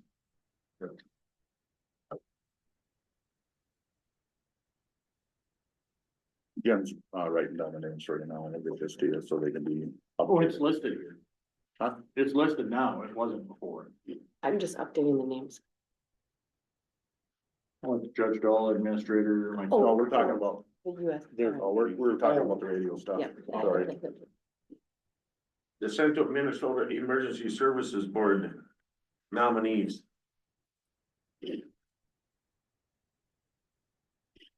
And the biggest share, I will ask this question on these, the rack and the oil and things like that. That's all Zoom meetings, right? That isn't something you need to go to. Right, so ever since COVID, there has been some conversation about having in-person meetings again, but they have still remained Zoom, so it's, It's a hybrid yet. yeah. You can go, like Dwight and I can go to St. Cloud or. Yeah, I've not attended a in-person meeting since we went to Zoom. The requirement is they want you to sit in a public setting. So Dwight and I go to the highway department for a meeting. It looks like I'm still the delegate of Dwight's own. So, Yeah, when it comes to the board, yeah. yeah. Any, Important stuff. yeah, any other questions about that? So as discussed in 24, knowing that we're entering a, new agreements for our law enforcement contracts, so the contract is cities. Appropriate letters and contracts, went out to every one of the cities, and it was agreed upon, as the board knows, that we would, for 2025, we'd have no more than a 3% increase. And then open for discussion for 26 and 27, not to exceed a 3%. Okay, so that was the letter that went out to all the cities. And one thing that Jen and I try to do at the beginning of each year is try to get to every one of the city council member meetings regardless of contracts, it's just for the discussion, if there's something that we can improve on, or if there's any concerns, complaints that the cities may have regarding our services. So, the intent is to inform the cities, here's what the contracts are now, and, open to discussion. Well, a number of the cities just still choose to adopt what was provided and, sign accordingly and then send them back to me. So, City of Barrett, City of Wendell, City of Ashby, they all signed their contracts, with the agreement of the 3% for 25 and, open for negotiation in 26 and 27. So I do have their contracts here for board acceptance. Now, we are invited to other council meetings, which are not out of the norm, to discuss the contracts, so I can't speak on Hoffman at this point, or Herman, we did meet with the city of Norcross last week before last. Yeah. Sadly enough, we had received an email prior to that, from the clerk saying that the city of Norcross chose not to renew their contract for contracted services with the Grand County Sheriff's Office. That was news to us. They have the same contract as the city of Wendell does. So we reached out, or Jen reached out and asked if, we could have this discussion as to why. So they said, well, certainly. And so we went and met with them. And, I think I opened up the meeting asking if there was something that we, what did we do or not do? Is there something that we can improve on? And the response was, no, it has nothing to do with the sheriff's office. It has to do with money. They don't have any. They're struggling. They're struggling. And they thought, I think the feeling amongst the city council was, if it's not all, then it's nothing, right?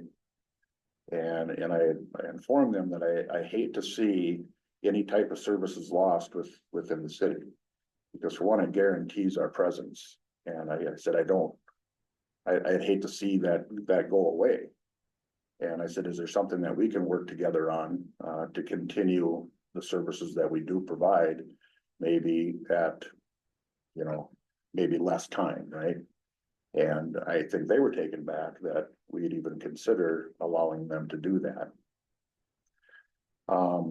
So the conversation continued a little bit, and as the conversations in the past have happened with the councils, one of the concerns that, as I had expressed, is that, the costs associated with the police contracts and the negotiations that I feel need to happen between the councils and the board, rather than Jen or I negotiating these prices and the contracts with the cities themselves.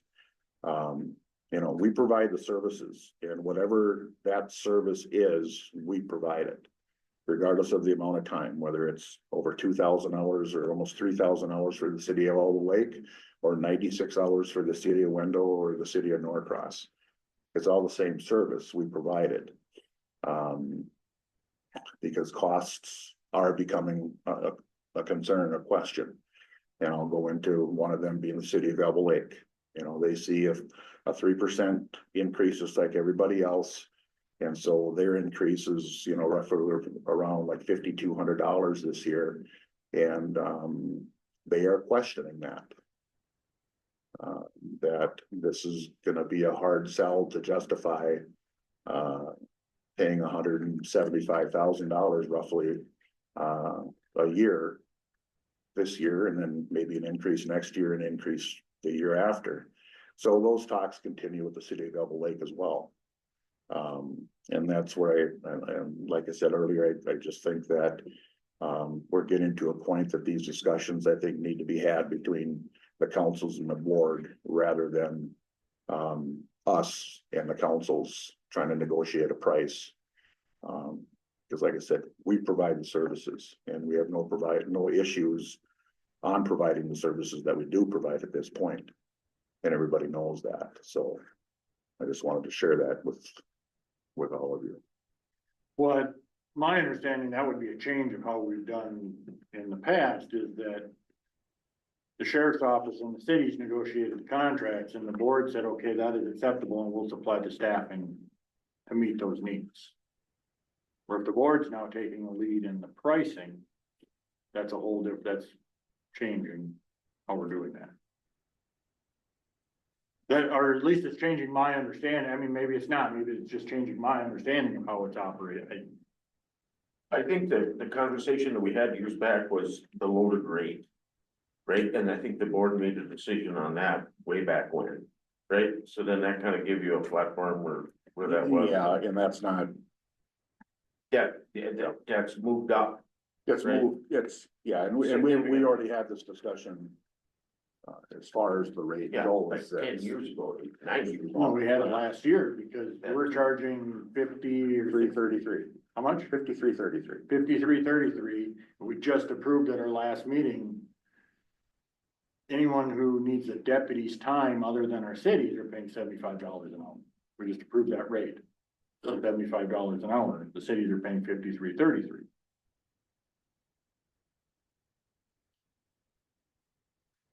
Well, you know, I guess it's up to the board how do you want me to proceed, I guess.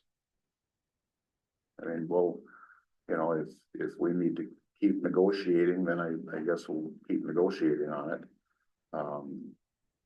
So, John. And you referenced the Elbow Lake 173,000, so the pie is split 6 ways, right? 6 cities? Well, I'm sorry.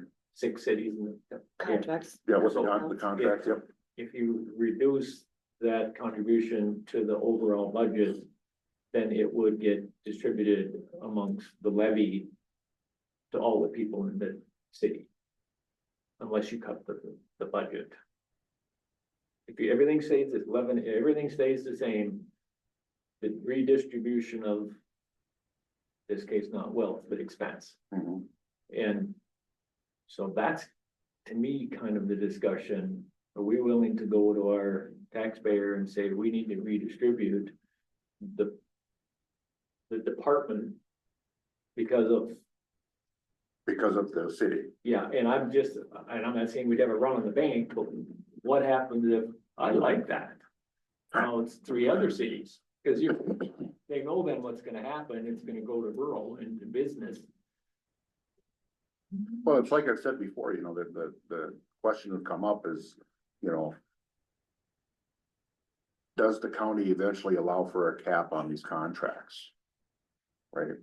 You know, and what is that cap? And I can't honestly answer that to a council member, or to a council, because that's not my decision, you know. It does not, you know, I can say, well, I can bring it back to the board and see what their take is on it. But as that gap widens, right? So now we're asking ag land to pick up more and more of a deputy's time to patrol in that city. We know that the rural population probably partially has less issues. But you just gotta ask yourself. Densely populated, you know, areas, they're not gonna have the service calls out there because the people aren't there. The service calls come from where the population Well, right, but then the question becomes, shouldn't they be the ones paying that bill? That's what I mean.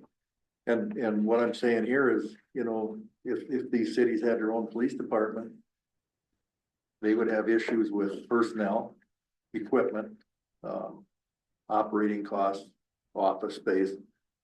And you know, if you had an employee, you wouldn't be capping him every year because of cost of living and stuff. So that's my take on these contracts, is that they're a real good deal for the city.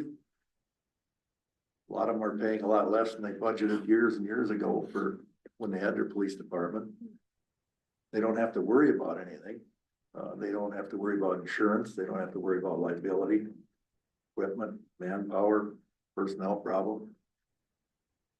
Those things are a real good deal, and they need to, you know, they just need to know that the cost is gonna go up every year a little bit for the services that they get. And so they're getting a real good deal. So what is a vehicle basically like a cost? Well, Equipped or not equipped? yeah, so. Well, ready to If go, you I mean. go out, if you go out and buy a brand new vehicle right now, it's roughly around $42,000. That's what it costs. And at minimum, to equip one, the cost associated with the labor and equipment, minimum $10,000.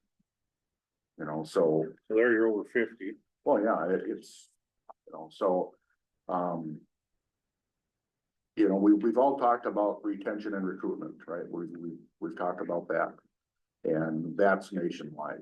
We'll focus on what's here in Minnesota. Right now, our wage average from our lowest paid deputy to our highest paid deputies, minus the investigators, is $68,200 to $81,200 a year. That's just a base wage for a peace officer right now in Grant County. Okay. So that gives you an idea of the costs associated with it. If you look at how, well, and we'll use Elbow Lake as an example, if you look how they used to operate, you know, they had 2 full-time officers. They had a police chief plus a patrol officer. Each one of them had a car, okay? So if you're looking at the current rate on squad cars, you'd be looking at $86,000 roughly just for two squads. So another 20 grand on top of that for the installation of equipment and the labor associated, that's another $20,000. So before you look at anything further past that point, you're already looking at $242,000 a year, you know, at the beginning, just to equip a police department, $242,000. Okay, I think their budget back in 2017 was 220 or something like that. I'm just a wild guess. That number sticks in my head for some reason. They're asking to have a contract for 25 at $175,000. You know, so we're almost close to 50 grand less. Now that doesn't take into account, I don't know what the current health insurance rates are for the city of Elbow Lake. That doesn't include longevity, that doesn't include training, materials, office space. The list goes on and on and on and on. Might need a little gas. Might need a little fuel, you know. So there's so many things that are, I understand it's easy to say that, well, you know, our contribution for our contract is X percentage of our levy. I understand that. But if they still had their own police department, would they be saying, well, no, officer or chief, we're not giving you a raise. No, we're not gonna send you to the appropriate or necessary or mandated training. No, we're not gonna do this, that, and the other thing, because it's costing us 25% of our levy, or a percentage of our levy. They would be without a police department anyways, just because of that. So, you know. Well, that's why they don't have one now. So, I mean, you know, and that's just, you know, those are just rough figures, you know, just so people can understand a little bit, you know. And then, you know, let's throw into it that, well, why would we provide a free service as a PSAP to an agency? So now somebody's gonna have to start paying for dispatching services as well. And record keeping. And everything else associated with just the police stuff, you know. And the training compliance. So it's gotten. Well, and That's a big one right there. the reality is in 2017, we took on Elbow Lake and Ashby. With those contracts, we added 3 deputies.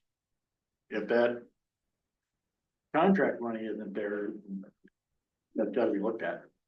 Well, yeah, I don't, yikes. And one other thing too, when the crap hits the fan, which it does the liability all goes on Grant County. Yeah, there's no liability on the cities just No, because they write the And, check. when people have complaints, it'd be kind of nice for the, the city councils, all they have to say, and they have to say it, is go talk to the sheriff. Cause that's the bottom line. He's the police chief in those towns, and go talk to the sheriff. If you have a personnel complaint, go talk to the sheriff. Any complaints, and boy, that takes a. And we've had those conversations with many Yeah. councils, the old, if you see something, say something. It doesn't help anybody out if the public goes to a council member and says, well, I saw this or heard that, and then we don't hear about it for a month. Matter of fact, I took a complaint from a council member who told me about a dog incident which happened Christmas of 2023, and I took that complaint in November of this year of 24. So John, I got a question. These contracts, are they calendar year based generally? So just from a higher elevation, shouldn't we be talking about this in August? September, when we're looking at preliminary budget? That's what we did But- with 25. but we were, We did two. We offered started all the 2 years cities ago. prior to setting preliminary levies, we offered them all the 3% increase for 25 with 26 and 27 to be negotiated. But we're hearing from them now. What I'm getting at is, before our December meeting, we accepted the budget. Should we have known that we have someone that's gonna take their piece of the pie and we're gonna have to redistribute it to ag or commercial? well, I just, yeah, I understand what you're saying, but so we've always left it very wide open to the cities on how they want to pay and when they want to pay their contracts, okay? So City of Elk Lake, for instance, they didn't pay for 24 until, I think, December 12th of 24, okay? City of Norcross, at one time, they chose to pay monthly, and Hoffman might pay twice a year or something like that. We've always left it open. Yes, we've had the agreement in place that they will pay that dollar amount. But that's about the best I can answer it, and yeah, I don't quite understand why you can have 11 and a half or 12 months for the service without paying. That's really quite a pretty good payment plan. yeah, that's how it's always been. But don't you think what we're hearing in a sense is part of a bigger issue, Carl? You're talking to these people when it comes to what you're seeing from a assessor standpoint. Is it coming forward? Is what, I don't understand. Or are the people saying that it's too much? And now that they get a chance to say it's too much? Well, it's city councils that have said, I wouldn't say. It's the city councils who have expressed to us, as we had told you, that. Is there a point in which there's a cap? That's, 2 years ago, they started telling us that. My opinion on that is no, there can't be a cap. I mean, when you look at the assessor side of this, I mean, everybody else complains about everything. Nobody's happy. But in reality, the service still needs to be provided. And that's, if you look back over from when I started, property values have doubled. Have more than doubled. But they haven't seen their property tax double. If you look over many parcels, not just an individual parcel. All in all, I think government does as much as they possibly can to limit the costs. I know across all the departments, I don't think anybody just takes levy dollars and spends them frivolously. They treat those dollars with great respect. So I think that's why all of us as department heads, we do as much as we can because we know that it does affect the property taxpayer. And whether it is, sometimes where the service is provided, whether it's police protection, if you look at your number of calls and it's in the cities, they probably should have a little bit higher bill in the cities than where the population base is. Yeah, there's not I can't recall a year yet that since we've been under contract with some of the cities that we've either been under hours or right at the contracted amount. They are always over. We are always over hours. City of Elba Lake, 86 hours, I think, I think it was about 86 hours over contract.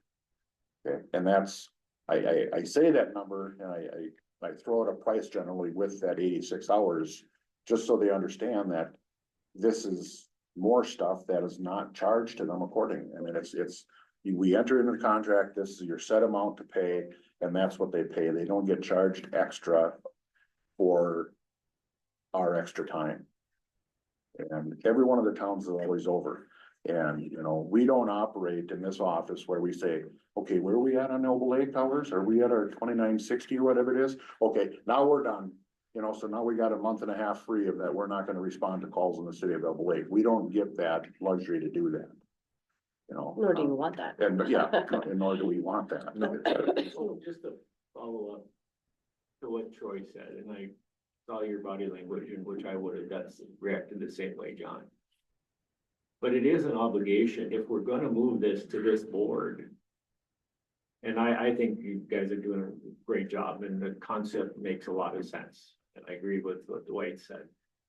But if we added to offer the service and if someone's not gonna pay or want it, we can't try to crunch these numbers without, it took additions to take them on. It's gotta be the opposite if we lose some. There is a function of math. And I don't think we can not address that. And maybe we're not there yet. But Well, we certainly can't afford to be losing staff. I'll tell you that. no, Because the calls are still gonna be there, the investigations are still gonna be there.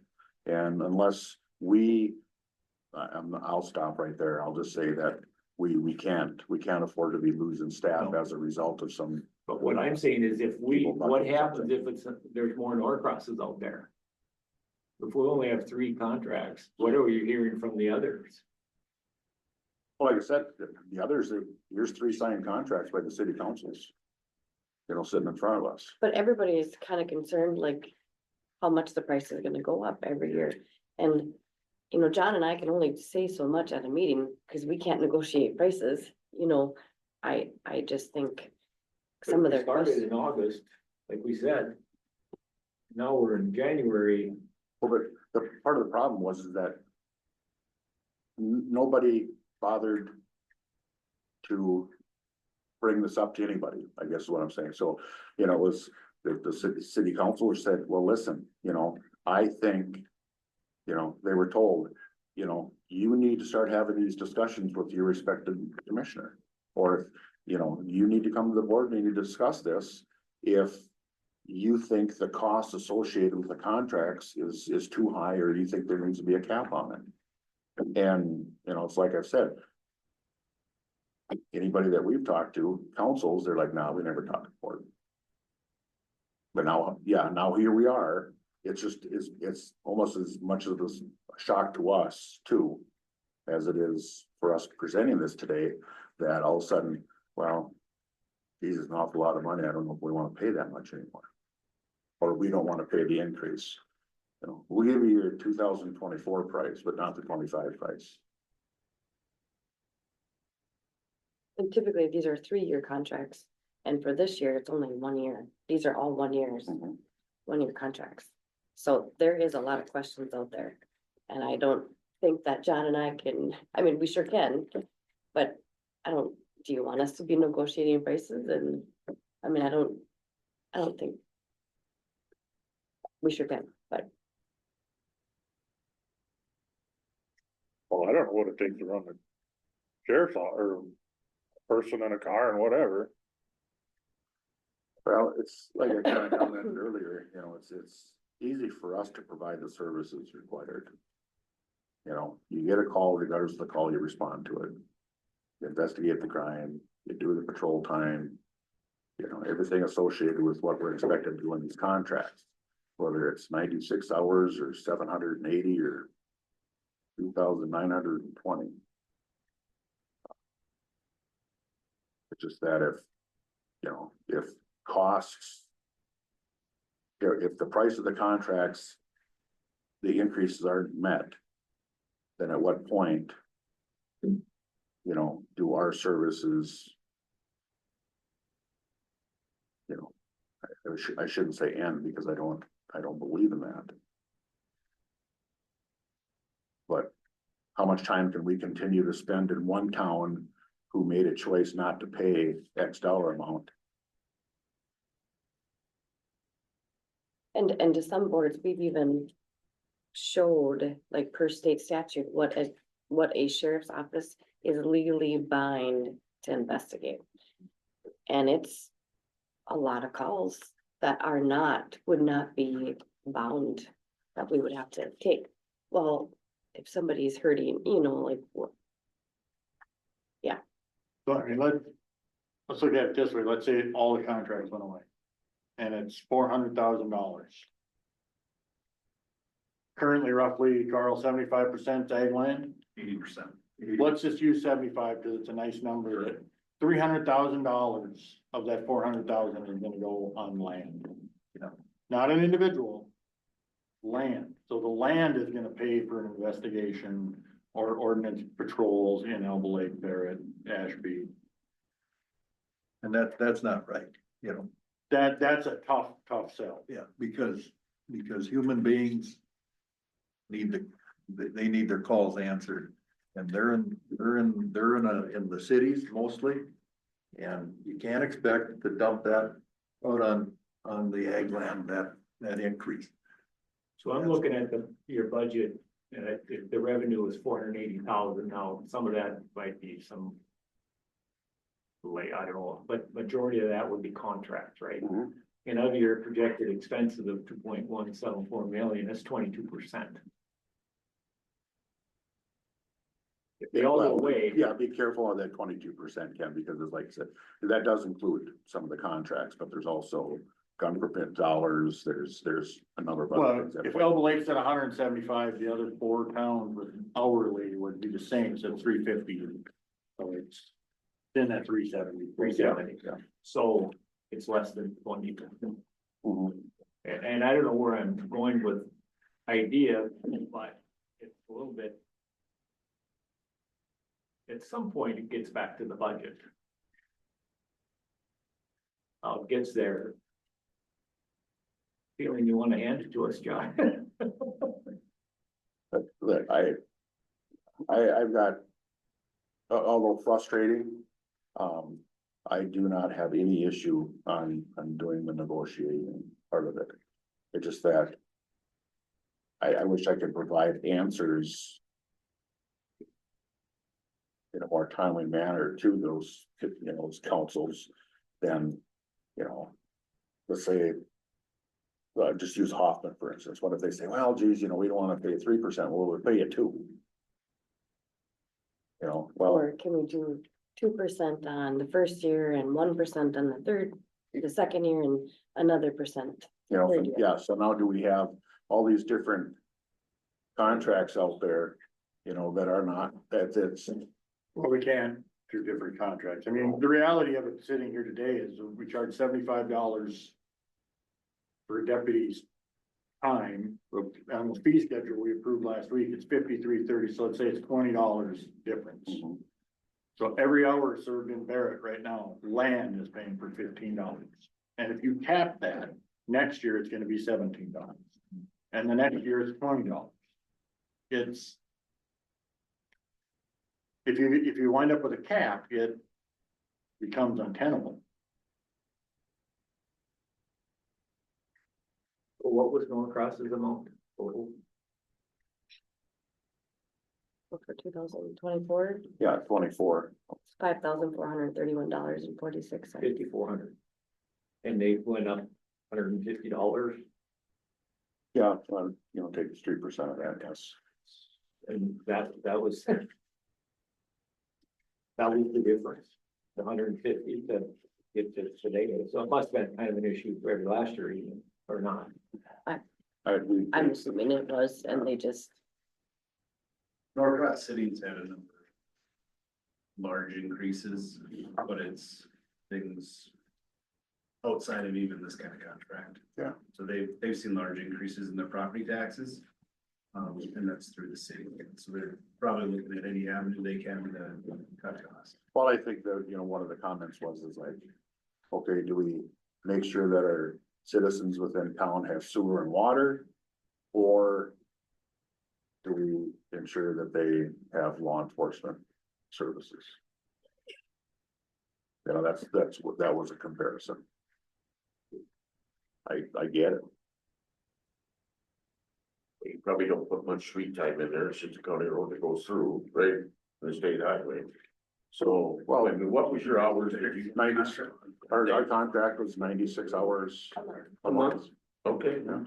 10%. Just the same as Wendell, they have the same contract. And remember like Norcross, they're the ones that reached out to us. Right. And said, hey, we would be interested in contracting services with you guys. And, looking at the size of the community and everything, said, well, this is similar to Wendell. And they said, yeah, well, we would like to do that. So the city of Lake contact time, for that 8 hours a day, that includes campground too, this? What's city property? Yep, so all city property regardless, right? Whether it's in town and you're out there, it's all the same. Yesterday, granted it was a holiday for some. Jen and I worked, she worked most of the day, I worked a good part of the afternoon. Three others. Three others, so there was 5 of us working a case here in town. All yesterday afternoon, basically a case we wouldn't have to work. But it was certainly for the betterment of this community. But if you guys weren't working it, the calls would have been rolling. Could be. They've been coming in.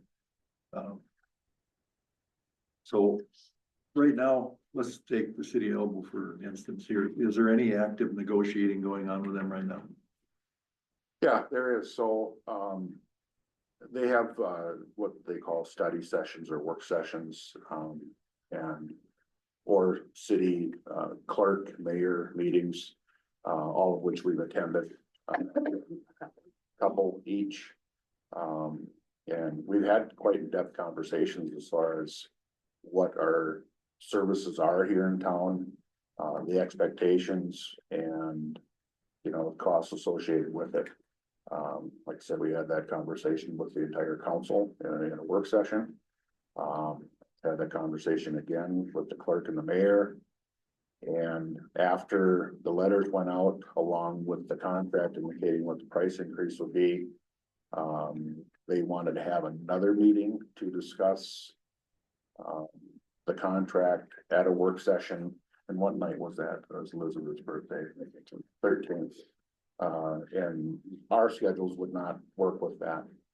I asked that, then I indicated that those times would not work for Jen and I. Can we set up a meeting with the clerk and the mayor to discuss again? It was said, well, yeah, we can, but I'm sure the council has additional questions regarding the contract again. That, well, you're gonna have to let us know then on what you wanna do. And, like I said, in this case, with the city of Elbow Lake, their statement now is that our contract or their contract with the sheriff's office is 25% of their levy. And it's gonna be a hard sell to anybody to approve that increase. And that's where there's been no communication since then. But if their levy now is 25%, they had their own police department, probably be 30. I would Maybe a little not, more. I would not disagree that it would be substantially higher if they were gonna be competitive in having their own police department. So, again. 2% of our levy increase was $165,000 to try to move to a essential service for EMS. And so I'd like to go to some of these meetings and look at these councilmen and women and say, we're trying to do our best on the EMS side of the situation if somebody has a health event. But now we got a mandated service called law enforcement and you're not willing to step up. I don't know, at some point, are we getting the essential message? Or are they seeing a loophole where they're just trying to push back? Or where's the gap? I have no answer for you, cause I don't know.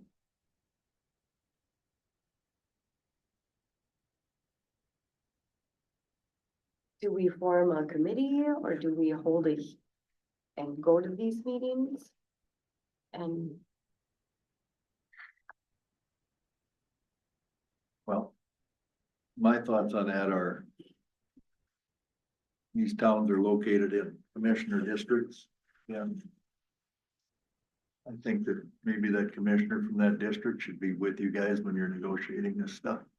Just to listen and learn, have some input. Well, I would phrase, excuse me, Dwight, I would phrase it. We go and listen, because we can't, it's not fair to say we should go and negotiate with the cities when you only have one committee. No, I think we need to go and listen. Yeah. Well, yeah, so, knowing what Elbow Lake's feelings are on this, one thing as soon as I found out, they reached out to Bill and said, well, here's what's going on. And I said, once we decide on a date and time and a group, how we meet, I would ask, if you please be there. Email's gonna go out to you because we've got, although City of Ashby has signed, we're still gonna have a meeting with them. And I'll send that invite out to you if you can make it. But I think that's what we should do. And then we can report back to the board, that commissioner, Because we need to kind of keep this on the front, We need Carry to the keep, ball. yeah, we need, we're getting into 25 now and these are all 1-year contracts, so keep doing it. right, and typically these are 3-year contracts. Yeah. So We're gonna continue, we're gonna have the discussion more this year. The people within, as long as we're talking about Elbow Lake, we're right front and center and supporting the law enforcement center. Now they don't want to support the people that put in it. That's circle. Well, I don't know if it's to that extent, but it's, I don't. What do you think, Bill? It's your town. You and I talked on the same page you were. It makes 0 sense.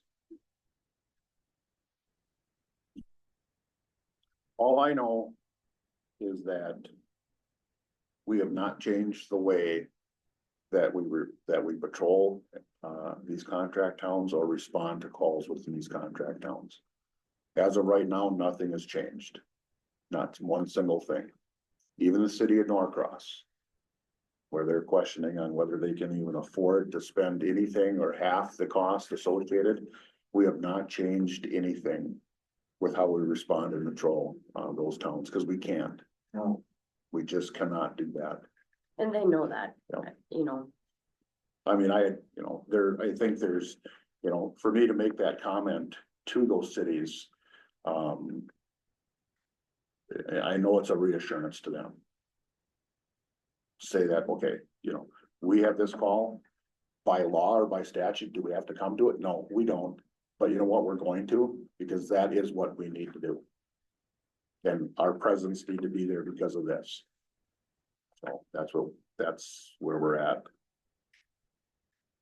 I don't wanna throw anybody underneath the bus on this situation, but weren't they in the beginning really thankful that, the league was pressuring about licensing and contact hours and training. And when we moved on to those roles, Are you talking City of Double Lake? here? yes, Well, so that was, although I was here, I was not in a position to be negotiating those okay, contracts. That fell more, under Troy and maybe even Dwight, not for Elbow Lake, Yeah, it you would have were been, gone. it would have been for Troy. Yes, I was the chief deputy at the time, but I was not the one negotiating those contracts. And that was, you know, certainly one of the big things. Got another question. So you said that the method of payment varied. Help me out with that. How do these towns pay? Because taxes are collected 2 times a year, right? April and, No, May 15th, October 15th, and November 15th. They're distributed June, July, and December usually. so in a sense, they're almost cash flow wise, we're financing them by 7-8 months. If they're paying in December. they don't want to pay in December though. No, they don't. And the amounts differ too, I'm sure. Yeah, but so if the contract's the same and the service is the same, it's not the same.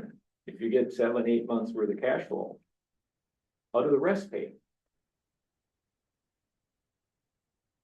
What, versus Devil Lake? Yeah, because if Well, we're gonna say they're the same, they're not the same. Is there a payment portion in your contract? The step states. Just, I don't think that was ever, I mean, it was, Not an you issue. could set it up as an annual payment, I think it. Right. no, it was left for the convenience of the cities on how, Essentially, what they asked for is what they got. Okay. And that's, Well, I mean, as far as Yeah. paying it, if you want to do it monthly, great, if you want to do it quarterly, what? Yeah. There was no, you must pay by the 15th of this month. yeah, there was never an issue of, well, we're, you know, so we're gonna provide you a service that we're not getting paid for. There's never been an issue. There's never been an issue of never receiving payment. and so historically, this has always been the same, so it's not a greedy, it's a new point then, kind of. It has been that way to my understanding since we've entered contracts. Yeah, okay. Then we'll. We've never renegotiated that. Yeah. Cause like Norcross, for instance, at the first year, they were saying, well, we're just gonna pay all at once, and then the second year saying, well, can we pay half now and half later? If that's what works out for you, then that's fine. Fine.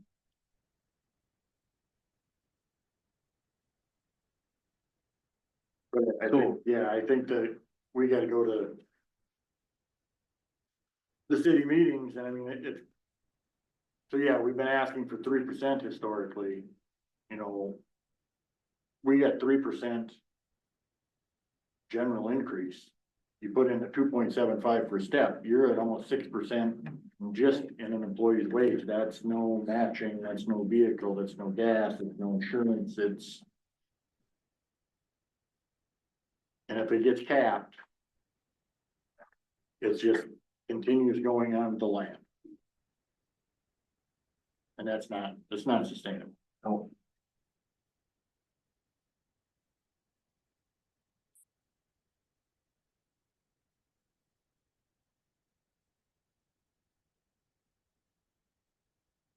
Get any more joyous news? Also, I do have 3 contracts that require your board signature. And they're what again? Ashby? Ashby, Barrett, and, Wendell. Yep. Okay. Yep. And then I guess I do, you know, now looking at this, always in the past, it's, been attested by the, county auditor. In this case, should we be changing that to the county coordinator? Yeah, that's who's clerking the board. It could just say board clerk. Well, we can write out, the auditor part because we, you know, we got the signatures there. And then we can invite you to the meetings that we have scheduled. Yeah, which we will, we finally, I mean, we're clear out to March, April now, it's just how it is.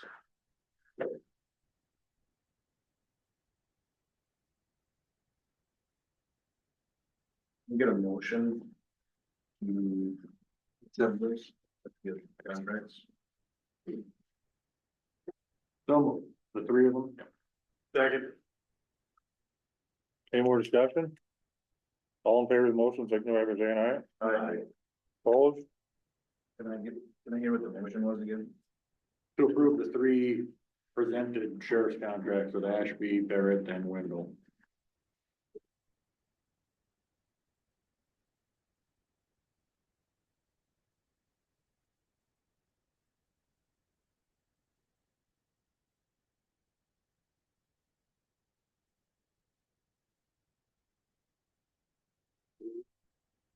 Like, 23 today. Yes.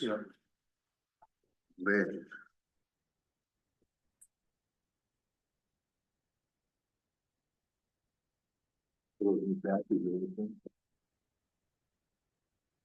Darn, yeah, that. Big deal.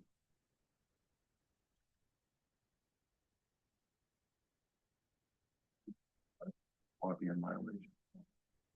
Thank you. Yep. But I can link you to stick around for the office policy on the hours as well.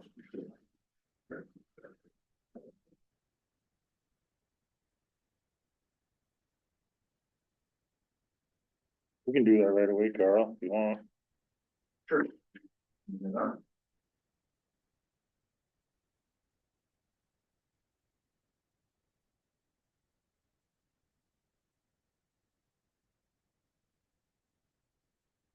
So the opposite of entry for the county employees policy, we're looking at adding item number 6 back in, as right now there's not a method for people to get back into the building unless that is strictly through John or Jen or one of the deputies. The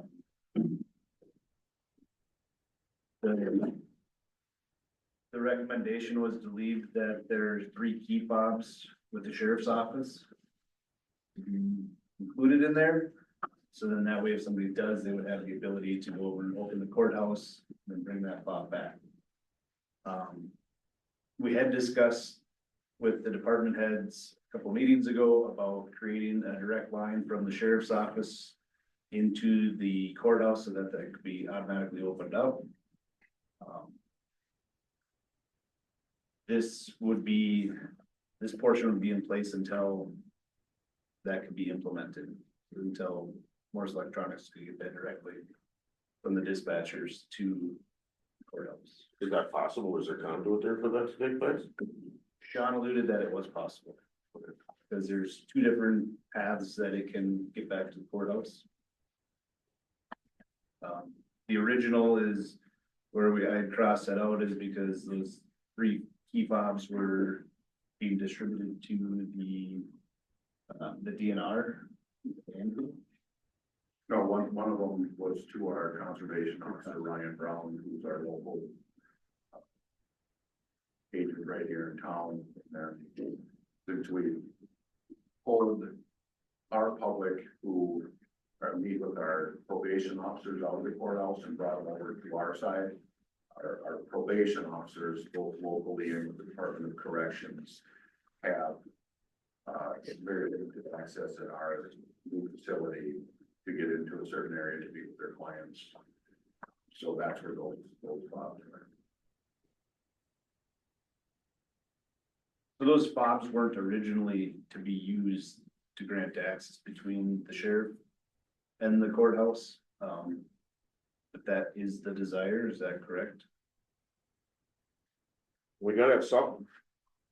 You know, if a fob goes down, you know what I mean, and if somebody wants to get into the building, you know, on a weekend or something like that, they gotta have that option.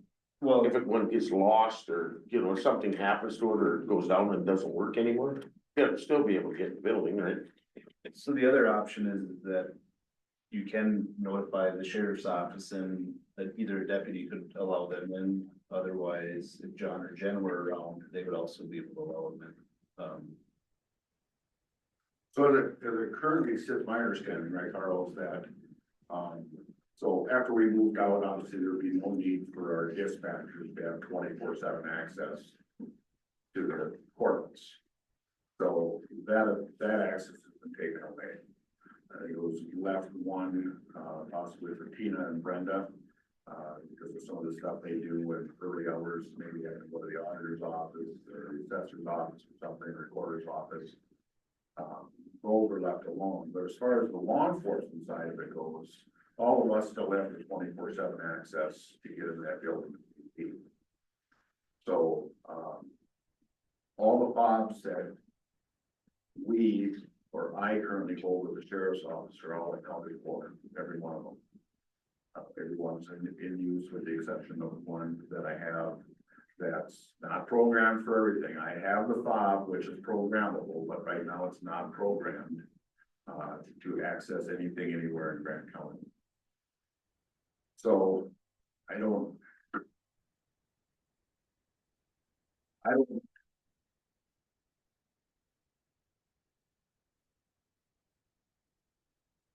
dispatchers don't know everybody. And, you know, in the middle of the night, let's say it is for a legitimate reason that a department had lost their fob or their fob wouldn't work, and if they needed for a legitimate reason to be in that building and came to our dispatch and said, hey, you know, I'm John, I need to get to the courthouse. What if that wasn't really the case and that dispatcher didn't know, and give the fob to somebody who doesn't belong in there? You know, there's the other side of it too, is an employee was released today. They come back at 5:30 and say, hey, I gotta get my, I mean. I don't know that I wanna be the one responsible for handing out a fob, but. So I got a question, so prior, when you were in the courthouse, I'm this employee and you saw me on camera. And you pressed the button and I got in.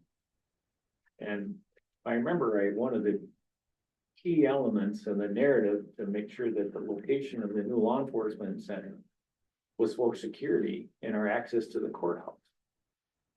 So if we used to press a button and let somebody in, and if it was so important to be located close to the courthouse with the new building, what would that change? Why are we no longer willing to cooperate to let somebody in because you went 90 feet away? I don't think we're not willing to cooperate, is that. But it's, what, When how we is that? had, like, But you did it before, John. yeah, so the access and back, you know, the camera was there. So, well, any time during the day or at night, dispatch could always see that camera. So if we got in a situation, many people forgot their fobs, right? He hit the button, hi, can I help you? Hi, it's so-and-so, I forgot my fob. You know, okay, and dispatch, fortunately, is able to identify, right? Yes, okay, we'll let you in. Somebody comes back and says, I need to get in the courthouse, who are you? If they're not a county employee, then they're not coming in. Or if law enforcement, you know, is there in that building, hey, there's somebody at the back door, we don't know who it is. Can you go up and see what they want? Yep, we'll go back there. Is that, you're talking about from before? Yep. So what would be different if they walked up to the window? Nothing. So we talked about what Sean said, you know, does our office have the ability to unlock that door? If they wire it for us, we certainly do. And it's certainly not an issue for us to continue that service for the courthouse. None whatsoever, and I've made that clear. I don't like the idea of fobs. But rolling around. But if you hand it and you press the button, we're different, it's a difference of function of unlocking the door. I think what John is saying is that if he's handing over a fob and you go over and let yourself in the door, you go about your business, you walk out the door and you leave. And you drive off because you forgot to bring that fob back to the sheriff's office. If you ever manage keys for a public building, let's say a community center. That's You what can give out a key, and unless you're gonna be willing to charge $100 if that key is not returned when it's supposed to be. I'm serious, the key's not coming back. Well, if It's not. Carl forgets his computer or his fob and he needs his computer and he forgets to come back, you call your deputy and say, go find Carl. Yeah, but it's not in That's that resources policy. that, Huh? that's using resources to go But it's not written in that policy that you can charge or you do that. You're gonna run into trouble then. I just, My concern, you asked what's changed, and I don't wanna speak for the sheriff, but my opinion about what's changed of letting someone into that building is prior to that, there was a dispatcher in that building. There would be deputies in and out of that building, so if somebody went in and they didn't exit right away and there was someone in the building, they're not in the building. I sure hope you don't think that that person behind two sets of glass was monitoring the third or second floor, Troy Johnson. Holy buckets. Okay, all right, here, I got a suggestion, I don't know, you can take it for whatever it is, okay? Anybody that wants to get into the building, instead of putting a lead in, they sign on a chain of custody saying they're going into that building and it's who they are. And then you hand them the fob and then they gotta bring the fob back or let them in the building, you take your pick. But at least you got a signature of the person that showed up. Who's gonna take care of that paperwork? The dispatchers. It might not happen that often. Should. I think the only people who would be allowed fobs would be if you're on the original fob list as well. Right. That's a Because good if your point. name is not on that fob list, Good point. you should not be granted a fob regardless, because you wouldn't be buzzed into that building. The state reason. But they should sign some type of a chain of custody. List, clipboard, whatever you wanna do. I don't know, that's just food for thought. I don't, like I said, I know the technology is there, and yeah, there's plenty of avenues for us to wire that accordingly to activate that back door. That's simple. That's simple. Okay. I don't like the idea of fobs floating around that could potentially get lost or stolen.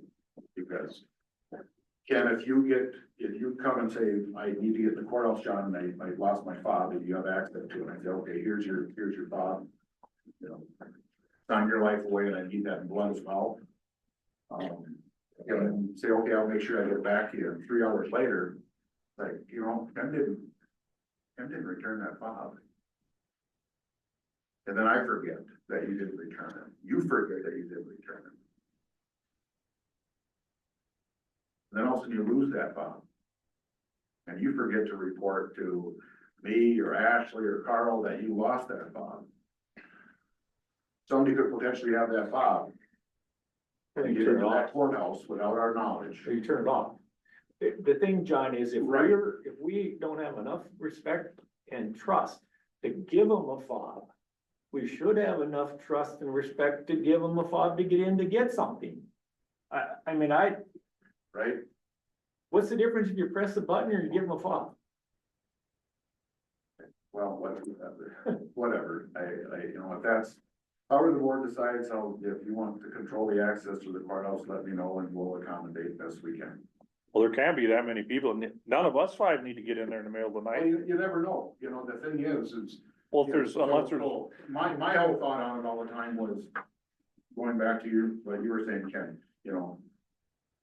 You were given the authority basically to have a fob and certain accesses to buildings within Grant County. So now it's up to you as that individual to guard that fob with your life, because this is access in the county facilities. Now, you lose that fob, or you forget that fob, that's on you. I mean, you know, my fob is attached to me permanently, you know, this is where it goes, you know. But again, you know, if the board so chooses that fobs need to be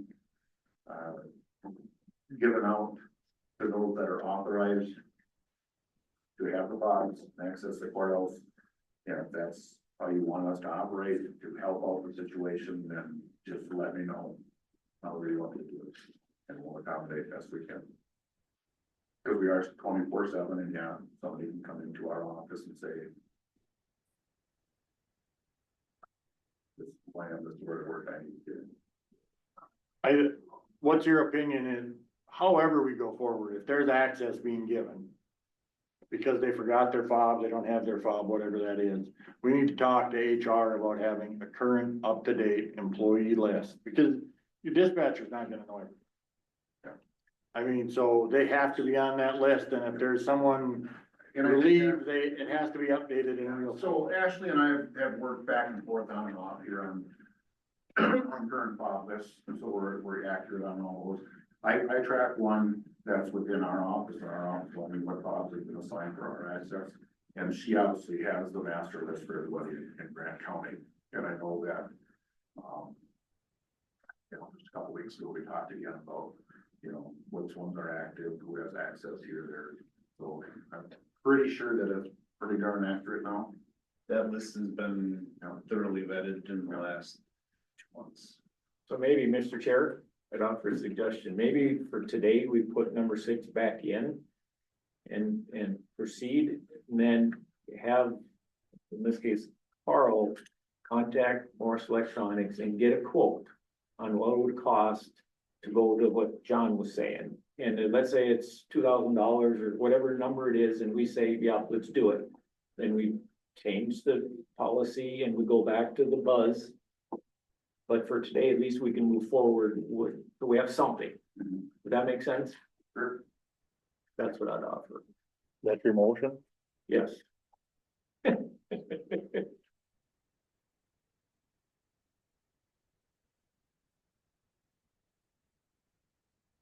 Yeah, and I think that it's probably worth noting too that, maybe a better practice of that is if you are one of those persons that did forget your fob or did lose your fob and you needed to gain back, gain access back to the courthouse after regular business hours, that instead of standing in that back door and hitting the buzzer, you come across the parking lot, let's say if we're talking buzzer only, you come across the parking lot and you talk to the dispatcher or you talk to the deputy that's there. Identify yourself. And say, hey. And again, most of the deputies know everybody, right? Just so we have that. Contact. Have that contact. Say, yeah, that's not a problem, we can let you. What do you, I tell you further, if you're not, if that, maybe if the deputy's not busy or if there's a deputy around to be available. I'll go with you to the courthouse and you can do it if you want. Because the courthouse is a scary place at night. And there's cameras in there as well.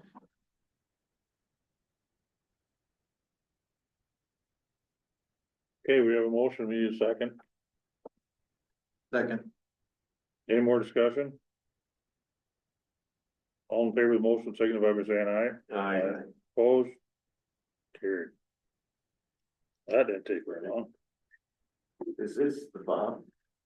That is also a fob, yes. That's your, That's, there's either the fob Okay, yeah, I've seen them, or this, or right, and these are updated, or do you need new ones? I mean, this was when this building got built.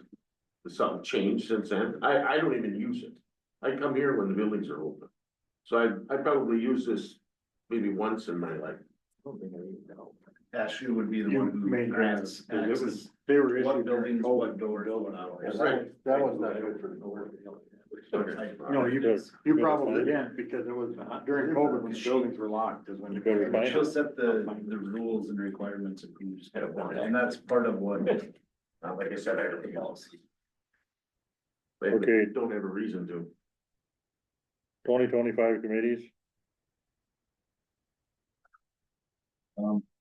with the committees, I did highlight the ones that I think that were changed.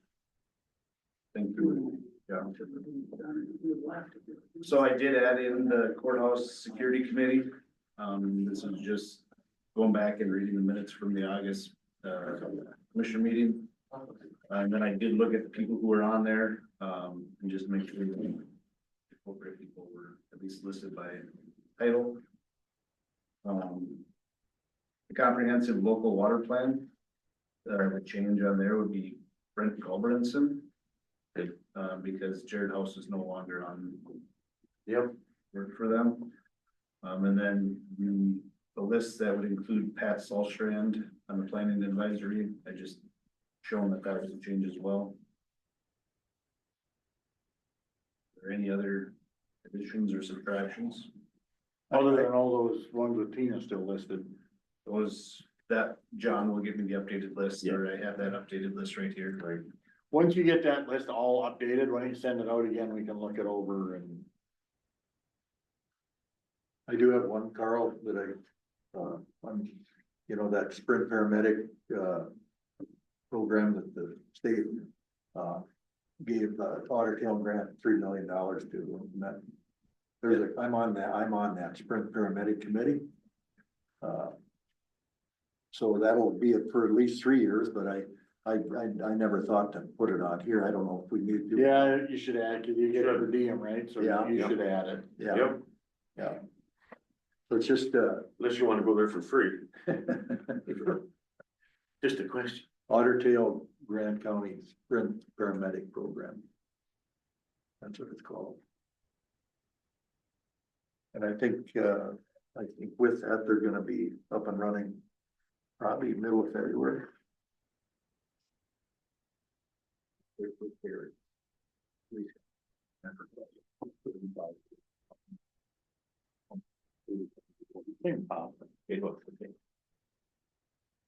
Well, add that one. Are there any other committees that I need to add or update?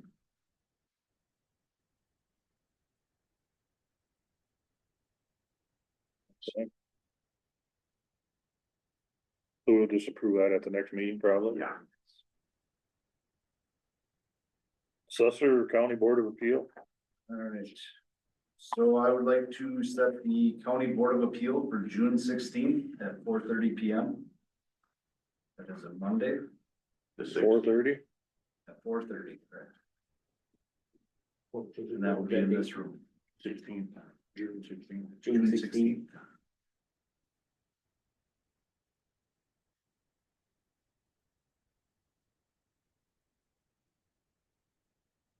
We are expecting some larger increases in our cities, probably looking at 15 to 20% increases once again. We had a 16% time trend.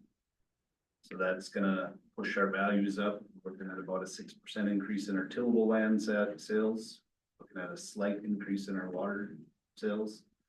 And commercial again is looking at about a 5% increase For 2026. for 2025. Five, okay. So we are looking at some larger residential increases once again.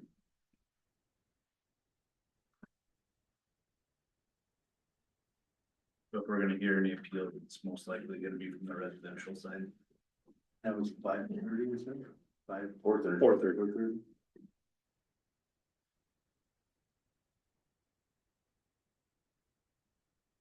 Approval of the official newspaper. Did you hear anything back from them? I did. I got a letter from the Grant County Herald. That should have been part of your board packet. There have a bid for $975, which would be which appeared to be the same as the 2024.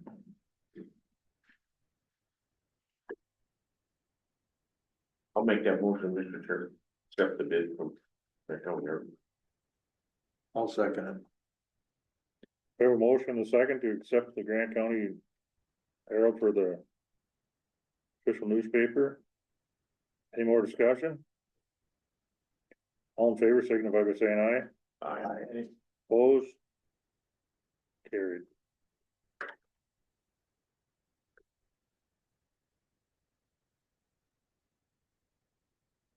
Spending limits, we done with that, or we need more discussion on that, or? I'll make a motion with those two changes we talked about, removing anything regarding $25,000. And inserting the exception of state aid money.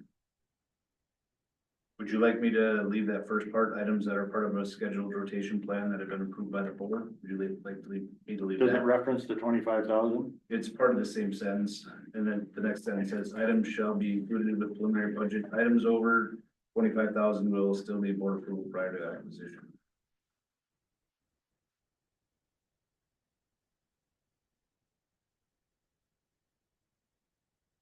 Move that. Move those two and then you add. Yeah, well, remove that one too, yeah, remove this here. Okay. And that is your motion? That is my motion.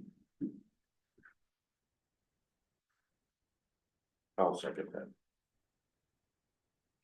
It makes sense. Any more discussion? There was motion and a second to put the spending limits with the board approval policy. All in favor of the motion, signify by saying aye. Aye. Opposed? Carried. Commissioner salaries for the following year, So one thing that, the auditor, informed me is that the motion that the board made, for 14,865.04 was, the increase of 3% from the 2023. So a 3% increase for 2025 would be 15,310.99. Funky math.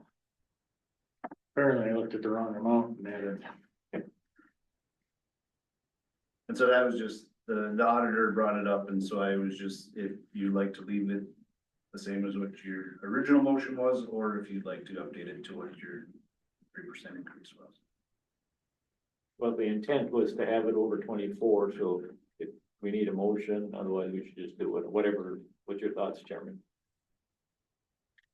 maybe we'll just do a motion and then it'll be done. So I'll move because the intent was to have a 3% over 24, I think that. 15,310.99. Yeah.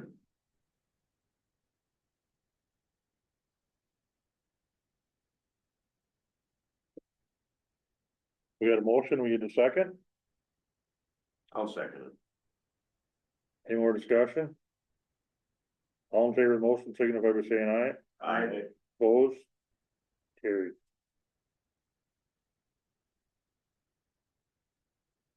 Anything else? Turn up the heat. For the meeting started. One thing that I was, let aware of is that the 911 funds or the 165,000. I've had some inquiries from other counties about, we went ahead and did that. There is some statutes that might be, that pertain to that, so Dwight, we might need to, I'll bring up what they just sent me here. Cause we might need to relook at how those funds can be spent or. So we'll need to. They were asking you how to spend them. There's some statutory requirements around EMS services. Yeah. And so what we need to make sure is that we're following the statutory requirements. Okay. That's EMS funds, The EMS, not 911. the EMS funds. Yeah. I just had one thing, somebody called me, I don't know, last week. About like the offices, you know, people at different places down. And they thought we should put an ad in the paper or somewhere, so everybody knows where these offices are. In the courthouse and stuff, or list all the offices and make an ad or something and put it in the paper, is what this guy's suggestion was. Or on our website too, maybe? Yeah, but whatever, cause everybody's not on the, you know, some people A lot still, of you people don't get the paper. know, and some people aren't on the website either, so.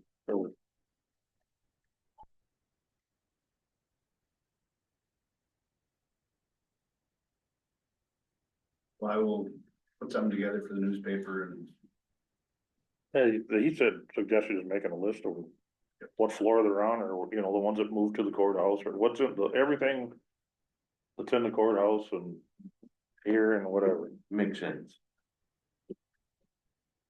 That's all I got. Anybody got anything else? We'll adjourn at 11:48. Thank you. Warmer outside? No. It's only 5 below according to this outfit. Well, we were gonna meet with our little solid waste committee, and we thought about that.